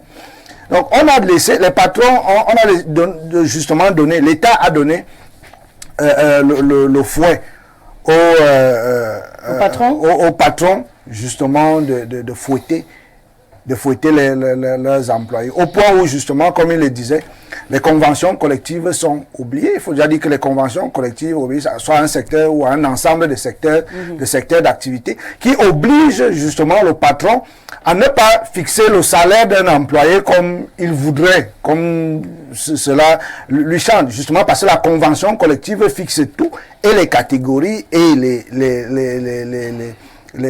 échelons et les niveaux de salaire qui correspondent justement à la qualification et puis à l'expérience du travailleur.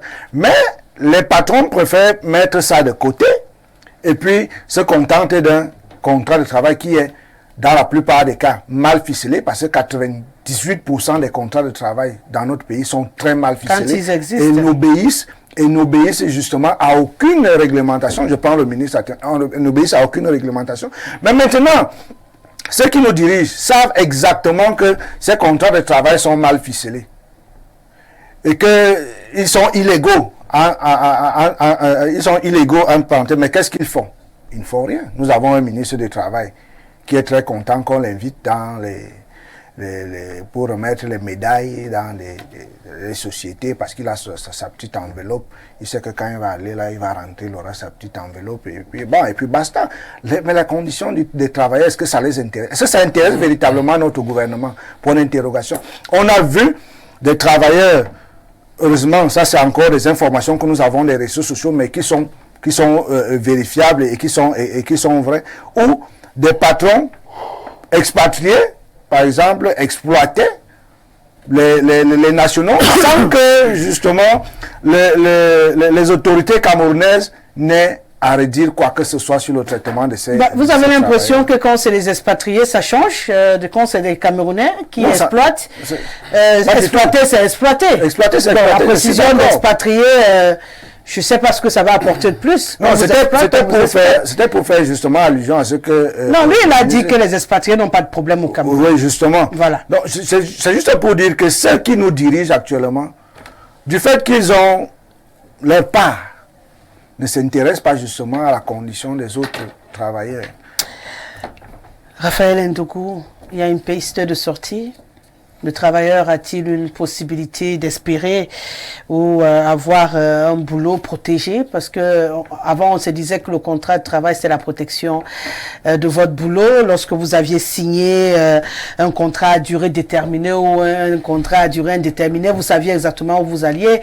Pour ceux qui ont fréquenté, qui comprennent à quoi ça sert le contenu. Ben aujourd'hui, le contrat que vous passez, il ne sert à rien, il ne vaut rien. Il pèse pas, on s'accorde lundi, mardi on viole et puis il n'y a rien à faire. Tout le monde marche au rythme de l'humeur du patron du moment. C'est parce que le gendarme en la matière du travail ne fait pas son travail. Permettez-moi donc cette tautologie-là. Parce qu'en réalité, le gendarme en matière du travail, c'est l'inspecteur du travail. C'est lui qui va vérifier qu'effectivement, dans cette corporation ou dans cette entreprise, il existe quand même la convention collective que faisait allusion Excellence. Parce que, effectivement, on a ces problèmes. Dans l'entreprise qui m'emploie, le PAD, il y a une convention collective. Nous allons derrière la révision dans les tout prochains jours. Alors, est-ce que si je dis qu'il y a la convention là-bas, dans la corporation des journalistes, excusez-moi de parler encore de vous, est-ce qu'il existe une convention collective? Dans la convention,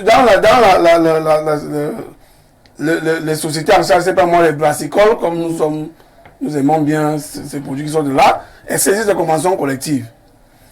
Dans les sociétés qui exploitent le pétrole, si vous voulez, le carburant, est-ce que ça existe? Je suis gêné de parler souvent des expatriés, mais vous voyez que les expatriés qui sont arrivés dans ce domaine-là du pétrole ont trouvé des pirouettes. C'est-à-dire que si vous avez une station-service, on vous la confie aux alliés et puis c'est vous-même qui gérez votre personnel. Donc on fragilise de telle manière, on sectionne de telle manière qu'on ne peut pas retrouver, il ne peut pas se retrouver, je ne sais pas moi, en syndicat et peu plus tard, lorsqu'il y a l'élection des délégués du personnel, qu'il puisse quand même aussi avoir des délégués. On parlera de cette affaire des délégués. On n'aime pas ça. On n'aime pas ça dans les entreprises. Parce que moi, je suis délégué du personnel. On n'aime pas les syndiqués. Je suis un délégué du personnel qui doit protéger son entreprise pour qu'on ait les salaires, qui doit protéger le personnel. Et protéger le personnel veut dire que le personnel doit vaquer effectivement à ses occupations, c'est-à-dire qu'aller au travail, faire ce qu'il y a à faire. Maintenant, les conditions de travail, ça, vous avez parlé de ça lorsque je n'étais pas là malheureusement. Mais il se trouve que pour ce qui est du contrat, la convention est comme une Bible, comme la Constitution. C'est-à-dire que lorsqu'elle existe, un individu ne se lève pas pour dire qu'il la modifie tout seul. C'est pour ça que lors de la révision, le patronat se fait représenter. Le ministère du Travail est là. Votre ministère de tutelle est là pour ces entreprises. Je crois même que le ministère des Finances aussi, pour la simple raison qu'on doit parler des affaires des finances. C'est là-bas que vous asseyez pour dire un gars qui a Bac plus 2 sera classé à telle catégorie. Dès qu'on est d'accord, on couche ça là-bas dedans. C'est la parole de tout le monde signe qu'on est d'accord. On ne la modifie pas unilatéralement. Ce qui fait donc que j'ai vu des structures ici, je peut-être qu'il ne va pas donner le nom, il peut aussi donner le nom, que on recrute des gens, structure étatique, entreprise, on recrute quelqu'un, il fait 6 mois d'essai. L'essai ne saurait dépasser 1 an. C'est même 3 mois renouvelable. 3 mois, une fois, oui. Mais quelqu'un va à l'essai, il est tambouré, des termes comme ça. Donc on a encore clochardisé le domaine de l'emploi dans notre pays. Parce qu'on sait que l'emploi est dur et rare. Ça fait que si, déjà d'abord, au niveau étatique, on dit, celui qui a bac plus 2 a 45 000 francs de salaire de base. Ça commence à déranger comme excellence. Disait que les Blancs, on a dit que le salaire est peu élevé. Les fonctionnaires qui viennent là-bas pour la convention collective essayent de ramener ça dans le privé ou par la public. Que non. Et là, donc, à ce moment, quand l'État lui-même va remettre les salaires à un niveau, je ne sais pas ce qui était en 1994, je ne maîtrisais pas les grilles salariales à l'époque, avant qu'on la dévaluation et autres chutes de salaire. Ça fait que ça dérange. Et là, le travail est tendu. Lorsque Ndou ouvre sa structure, on dit, bon, je vais employer Ismaël, je vous donne 100 000. Après, on doit laisser. Voilà comment ça fonctionne. À partir du moment où il n'y a même pas d'abord cette convention collective dont on parle, le contrat sera genre de gré à gré. Or, est-ce que chacun maîtrise véritablement les rouages d'un contrat de travail? Est-ce que je paye 100 000? La suite, c'est quoi? Je vais affiler quelqu'un, mon Ismaël à CNPS. La couverture santé dont on parle. Il faut dire le contrat. Il faut dire forcément. La couverture santé dont on parle. Quand Israël est malade, ils se soignent comment? Quelles sont effectivement des rubriques que je mets pour qu'on arrive à 100 000 ou bien que ça dépasse 100 000? C'est quoi ça? Je dis ça globalement. Pas 100 000. Vous prenez ou vous laissez. Quand tu regardes que je vais faire comment, on va faire comment là? Fait que tu penses seulement. Et le jour que il décide que tu n'es plus avec moi, tu n'es plus. Ça veut dire que sans autre forme de procès, on vous licencie, vous allez bavarder partout. Vous venez me dire, Henri, là, qu'il a le temps, effectivement. Parce que nous, juge dans ce sens-là, c'est du dilatoire énorme. Ça veut dire qu'on peut te licencier comme on veut et n'importe comment. Ceci n'est pas du tout normal. Et je pense donc que ça doit être une volonté étatique, hein, une volonté gouvernementale. C'est-à-dire que... d'améliorer les choses. Oui, dans le secteur privé, on impose ça. Qu'il faut que les corporations soient encadrées par cette Bible-là, qu'on appelle les conventions collectives. Lorsque ce n'est pas fait, je vous assure que les Camerounais, lorsque se demandent les yeux pour plaider, combien sont ceux qui ont les contrats de travail? Ils sont combien qui ont fait des stages, je ne sais pas, de manière prolongée? Ils sont combien qui ont eu des contrats temporaires? Et qu'après on a dit que merci d'avoir été là. L'inspecteur, le gendarme, c'est l'inspecteur du travail. Donc c'est lui qui faut fêter, quoi. C'est pour ça qu'il prête serment. Il prête serment devant le peuple. Le peuple et l'administration judiciaire. C'est pour dire qu'ils feront leur travail, malheureusement. Peut-être l'excellence qui... Non, je voulais l'aider. Est-ce qu'on est... Donc l'inspecteur du travail, l'inspecteur du travail ne peut pas travailler. Parce qu'il n'y a aucune base qui lui permette d'appliquer. Mais il a dit dès le début. Non, la convention collective qui devait exister pour que la commission consultative du travail surveille l'application. J'ai dit qu'il faut imposer. Non, ça commence normalement, ça devrait commencer normalement par une entente. Et quand nous sommes d'accord, le inspecteur du travail peut travailler. Mais lui, il n'a aucune base, aucun droit, aucun document qui lui permet de dire oui ou non. Donc, en d'autres termes, du travail, si on lui donne de quoi manger, ça suffit. Dans le travail, dans la rue, alors. Ben, c'est le constat, c'est pourquoi j'ai dit dès l'entame que c'est choquant. Lorsqu'on entend les réalités de cette question de contrat de travail au Cameroun, on comprend que le travailleur est dans la rue, Thomas Massok. Le travailleur au Cameroun est dans la rue et il faudrait que tous ceux qui travaillent le sachent. C'est le professeur Messanga Obama qui a dit sur ce plateau il y a quelques jours que le travail est d'abord que rien que pour être classé parmi ceux qui ont même vu le travail. Va-toi célébrer le 1er mai. Beaucoup a été dit sur le plateau concernant ce contrat. Moi, je dis le contrat de la torture. Le contrat de la torture dans le sens où je ne suis pas dans une institution privée ou publique.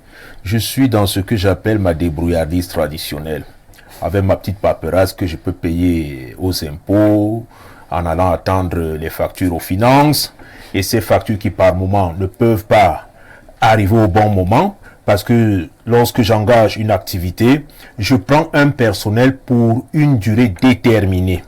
Aussitôt la tâche accomplie, il faille que tout un chacun rentre dans ses droits et que je puisse aussi assouvir aux besoins dont l'État va bénéficier pour le développement demain. Mais je dis, parler de contrat, c'est extrêmement pathétique. Parce que quand vous sortez, tu as l'impression que c'est difficile? C'est difficile. Quand vous sortez le matin, même pour un travail, posez-vous la question si vous allez continuer demain. Oui, ça c'est clair. Ah, effectivement. Donc, moi, je ne vais pas être long là-dessus. C'est le contrat de la torture. En fait, tu as la chance d'être des deux côtés, d'avoir connu la posture qui est la nôtre aujourd'hui et d'être également employeur. Tout à fait. Tu comprends que les deux parties peinent, en fait. Chacun souffre. Vous entendez parler de l'inspection du travail. Ouais. Et monsieur le ministre l'a évoqué tantôt. Hein, le manque de sérieux, le manque de discipline, la morale et la rigueur dont prône le chef de l'État, ayant foutu le camp, ayant été foulé aux pieds. Il a évoqué son cas. Oui, mais je dis que lui, il a même du charbon à activer pour aller au tribunal. Pendant ce temps, lui, il monnaie à distance, hein, et ça prendra du temps, tout cela va prendre, mais pour quelle finalité? Peut-être celui qui est perdant financièrement. Et tu perds de ton temps. On peut me rendre justice en ma faveur et puis finalement celui qui est supposé appliquer. Effectivement. Refuse d'exécuter. Non, c'est une véritable torture, hein, Rosalie. J'ai un ami qui vit encore cette situation. Thomas Ndjoya, du côté de Douala, il a une séparation aussi difficile avec une banque qui préfère investir pour empêcher justement que tout... que c'est droit. Voilà, donc c'est compliqué. C'est pourquoi je disais tout à l'heure, on finit par s'y habituer un peu. Le contrat, tu le passes avec ton patron. Vous regardez dans les yeux. Le gré à gré. S'il est honnête, il comprend qu'il doit respecter sa part du contrat. Tu te bats aussi pour respecter. Et monsieur le ministre l'a évoqué tantôt. Hein? Si la spiritualité aime ton prochain comme toi-même. Mais dans ce monde, un véritable pandémonium, est-ce qu'on va en arriver à pouvoir nous aider, hein, nous assumer? Quand je dis que je donne tel montant à Rosalie, je dois le lui donner. Mais la roublardise dans laquelle nous vivons, tant les gouvernants que les gouvernés, c'est pas facile. On va jouer les deux bouts. Oui, oui, c'est ça, c'est la fin là qui est même ça. C'est pas facile de joindre les deux bouts. Il y a des matins où on se pose beaucoup de questions. Alors on va encore faire parler, parce qu'on n'a pas pu tout à l'heure, hein, vraiment les sauver. Il y en a qui grognent un tout petit peu dans mon téléphone. Je vais profiter d'une dizaine de minutes pour les satisfaire. Salut le panel. Je salue particulièrement la star Thomas Massok. Je suis heureux de découvrir enfin son visage. Vous avez le bonheur d'être salué par M. Dieudonné-Yva. Ah, merci. Ah, merci. J'aurais dû le saluer dès l'entame. Il découvre votre visage aujourd'hui, donc il vous passe merci. Bonsoir. Bonsoir Madame Rosalie, nous le bas peuple, on ne nous donne pas de contrat de travail, même nos propres frères qui ont des entreprises font pareil et tout ça, c'est à cause du gouvernement. Idriss du 10e Marine Kouaban, le peuple est abandonné à lui-même, les riches sont riches et les pauvres plus nombreux. J'espère, Idriss, que tu as compris ce soir, hein, qu'en fait il n'y a rien pour soutenir ce contrat de travail, donc n'attends même plus qu'on t'en fasse. Prie Dieu de tomber entre les mains d'un bon patron qui aura l'honnêteté intellectuelle de reconnaître ton travail et de te payer à ta juste valeur. Pris comme c'est pris, si on a vraiment écouté le ministre ce soir, je pense qu'on sort très instruit de cette discussion et cette question de contrat de travail ne va plus être la paume de discorde. On va plus se taper dessus. D'accord?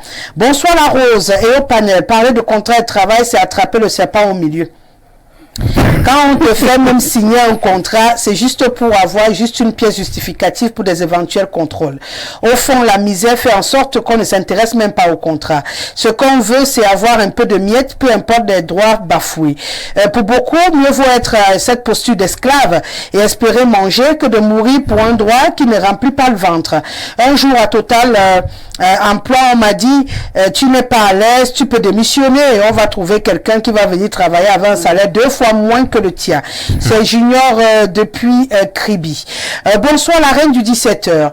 L'affaire de contrat de travail est une démagogie au Cameroun. On emploie les gens au Cameroun sans base salariale. Dans des entreprises comme Orange, MTN, Bissec ou autres, on vous contraint à fournir un rendement énorme sans base salariale. Ils vous disent que vous êtes payé sur le rendement. Les différents ministres du Travail, dont Simon Bila, paieront un jour pour cet esclavage qui font subir aux Camerounais. C'est Franck qui nous le dit. Good evening, madam. It is true that war contra doesn't exist in Cameroon. Many Cameroonians are going through hell as far as the private sector is concerned.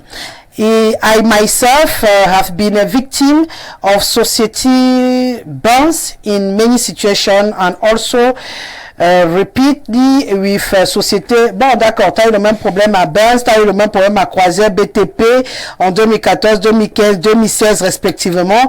I am Moumoulou Michael.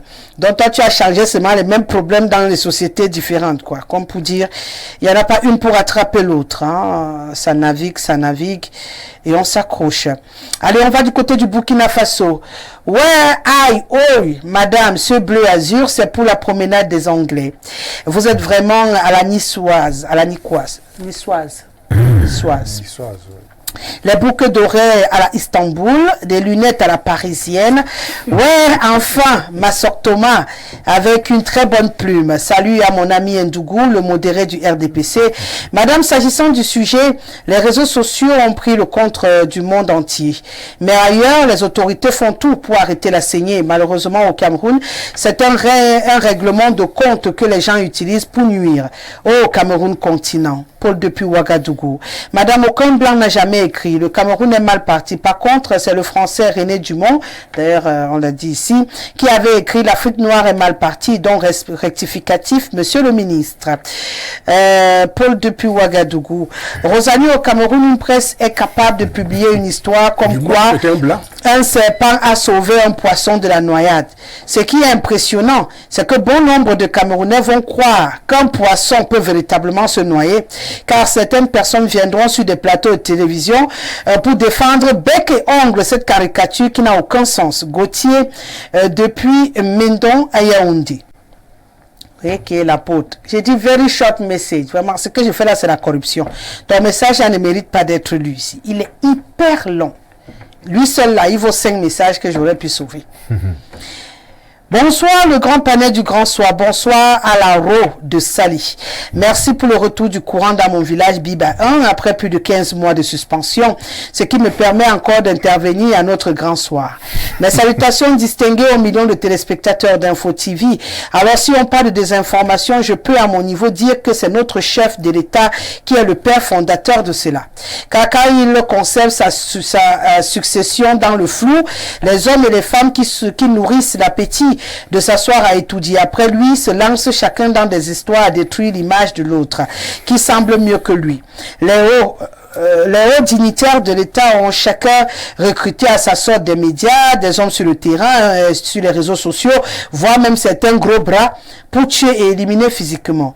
Les médias aussi doivent faire attention de mettre des gens à la vindicte populaire. Dans un média, quand un média commence à parler de quelqu'un comme capable de succéder, alors les hommes d'État qui veulent succéder, mais pas bien lancés, doivent le tuer afin d'éviter de succéder. Jolie coiffure à mon ami Thomas Massoc, apôtre Pierre Ramsès, depuis son village natal, Biba 1. Il continue. Il y a donc dans cette désinformation 2 gagnants. 1. Le lanceur d'alerte gagne en imaginant avoir beaucoup la primeur de l'information et il devient célèbre. 2. Le haut dignitaire gagne en voyant le nom de son adversaire politique traîner dans la boue. Et le perdant, c'est le peuple camerounais que mon ami Oscar insulte comme étant les populations, c'est-à-dire moins que rien. S'il vous plaît, dites à mon ami Oscar de respecter un peu le peuple camerounais qui sait ce qu'il veut et qui a toujours voté celui qu'il veut. Si le peuple n'a pas suivi son candidat, c'est parce qu'il n'a pas de projet de société. C'est l'apôtre.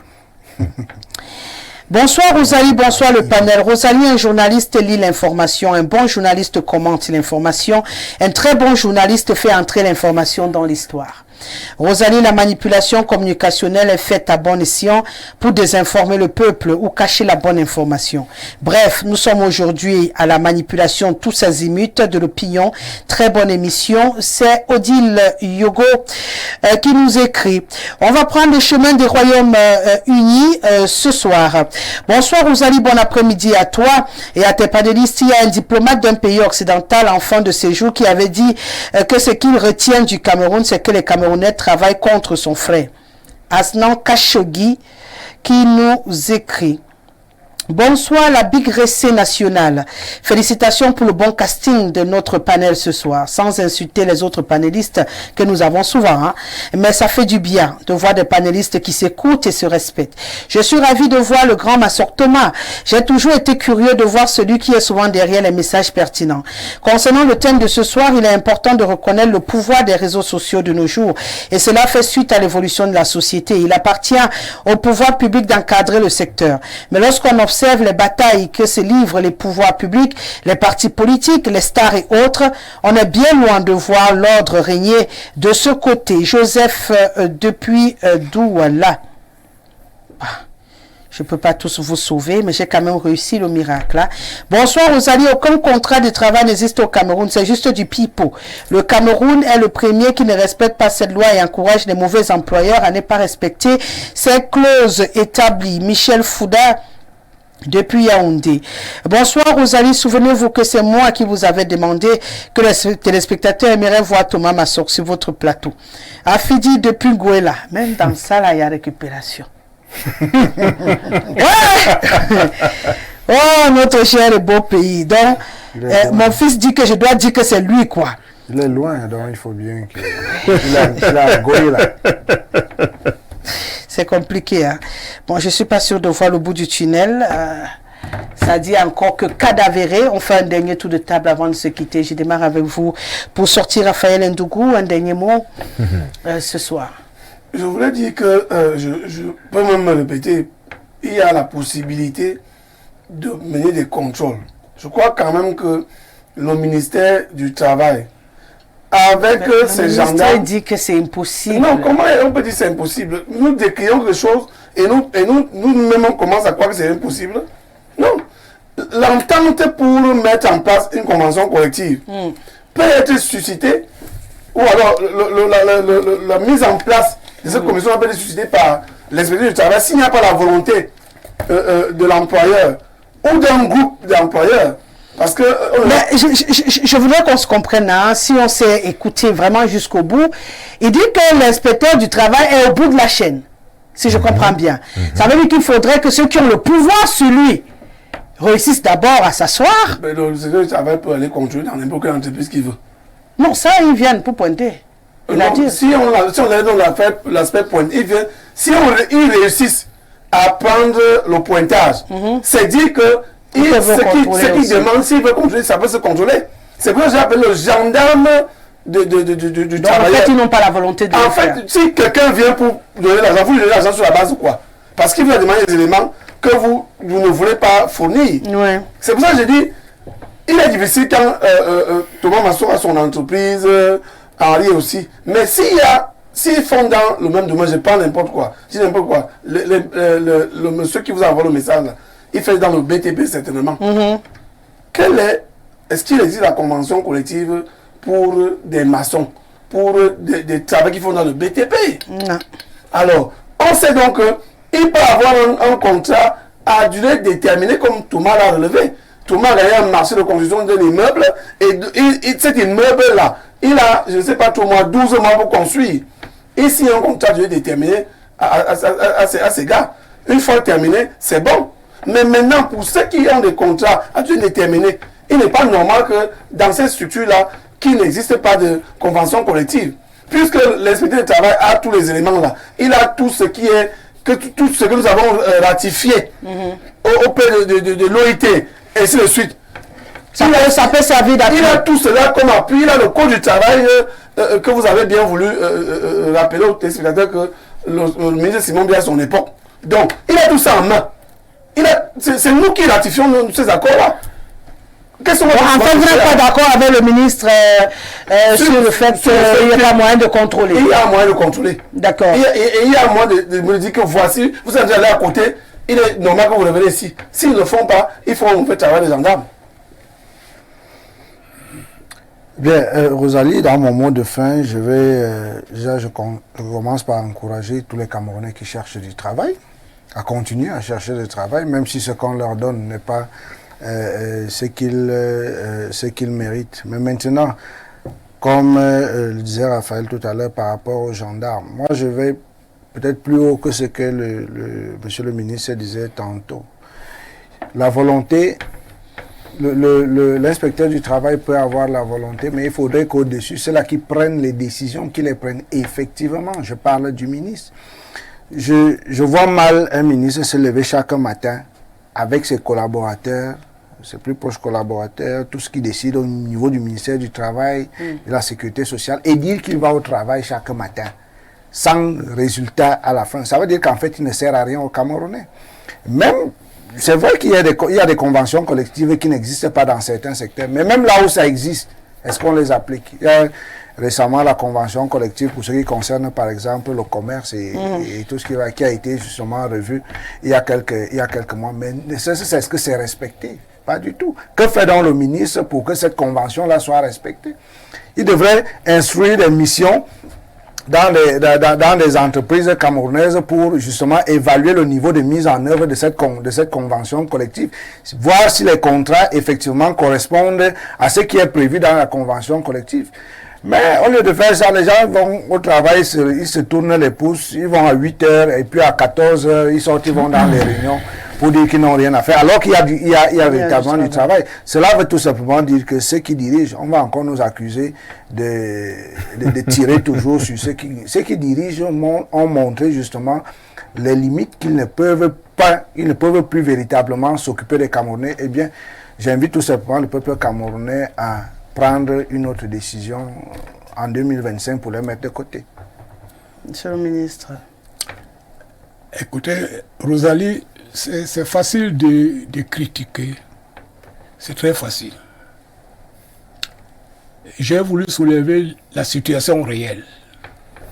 À partir du moment où le Cameroun est dans un cercle vicieux partant des bailleurs de fonds qui financent le monde. Et quand on décide que ce pays sera ruiné, on avait décidé qu'en supprimant les salaires que les Camerounais vont s'entretuer. Les Camerounais ont traversé cette période, c'est aujourd'hui qu'on doit s'organiser. Ce n'est pas le ministre du Travail qui fait tout ça.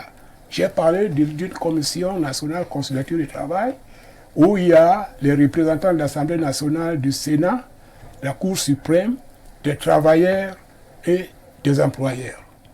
C'est cet organe qui est chargé maintenant de voir l'application de conventions collectives dans un État. Mais quand on vous supprime ça, on vous fait dire que chacun va se débrouiller avec son patron. C'est là où j'ai voulu mettre l'accent. Et quand nous allons fêter le 1er mai d'affaires du travail, et j'ai voulu aussi attirer notre attention que c'est après l'esclavage. À la suite, qu'on voulait mettre une société où ceux qui travaillent doivent bénéficier d'un salaire suivi et contrôlé et tout, qu'on a commencé à mettre en place des conventions collectives, etc. Si ce qui nous manque, nous refusons de mettre ça en activité, c'est de notre faute. Ce n'est plus un ministre, mais c'est le système. Mais qui contrôle le système, monsieur le ministre? Qui contrôle le système? Parce que vous donnez l'impression... Je vous réponds. Vous savez ce qu'on appelle un système? Si vous êtes un homme politique, vous avez fait un projet de société. Oui. Si ton projet de société ne marche pas, donc il y a une concurrence des projets de société. Oui. C'est le peuple qui doit maintenant choisir le projet de société qui semble être le meilleur. Et si là, il y a une continuité après l'esclavage, le système colonial, après le système colonial, le système néocolonial, de sorte qu'on n'a pas encore eu le temps d'organiser une fondation d'un État qui peut aller de l'avant. Ça veut dire que le Cameroun, c'est Rosalie, moi je pense que le contrat de travail est une pièce extrêmement importante entre l'employeur et l'employé pour la bonne marche de l'institution.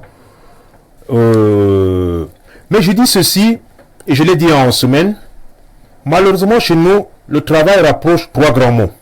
L'ennui, le vice et le besoin. Alors, si il y avait le suivi et le contrôle, si on était sérieux et républicain, on n'en serait pas à vivre des remous à forte amplitude. Parce que mettant l'homme au centre de ses préoccupations, les choses iraient dans le meilleur. Mais la semaine prochaine, ils vont manger pain et sardines, et le lendemain, il y en aura qui on va donner un coup dans le postérieur, Raus. Merci Rosalie. C'est un plaisir.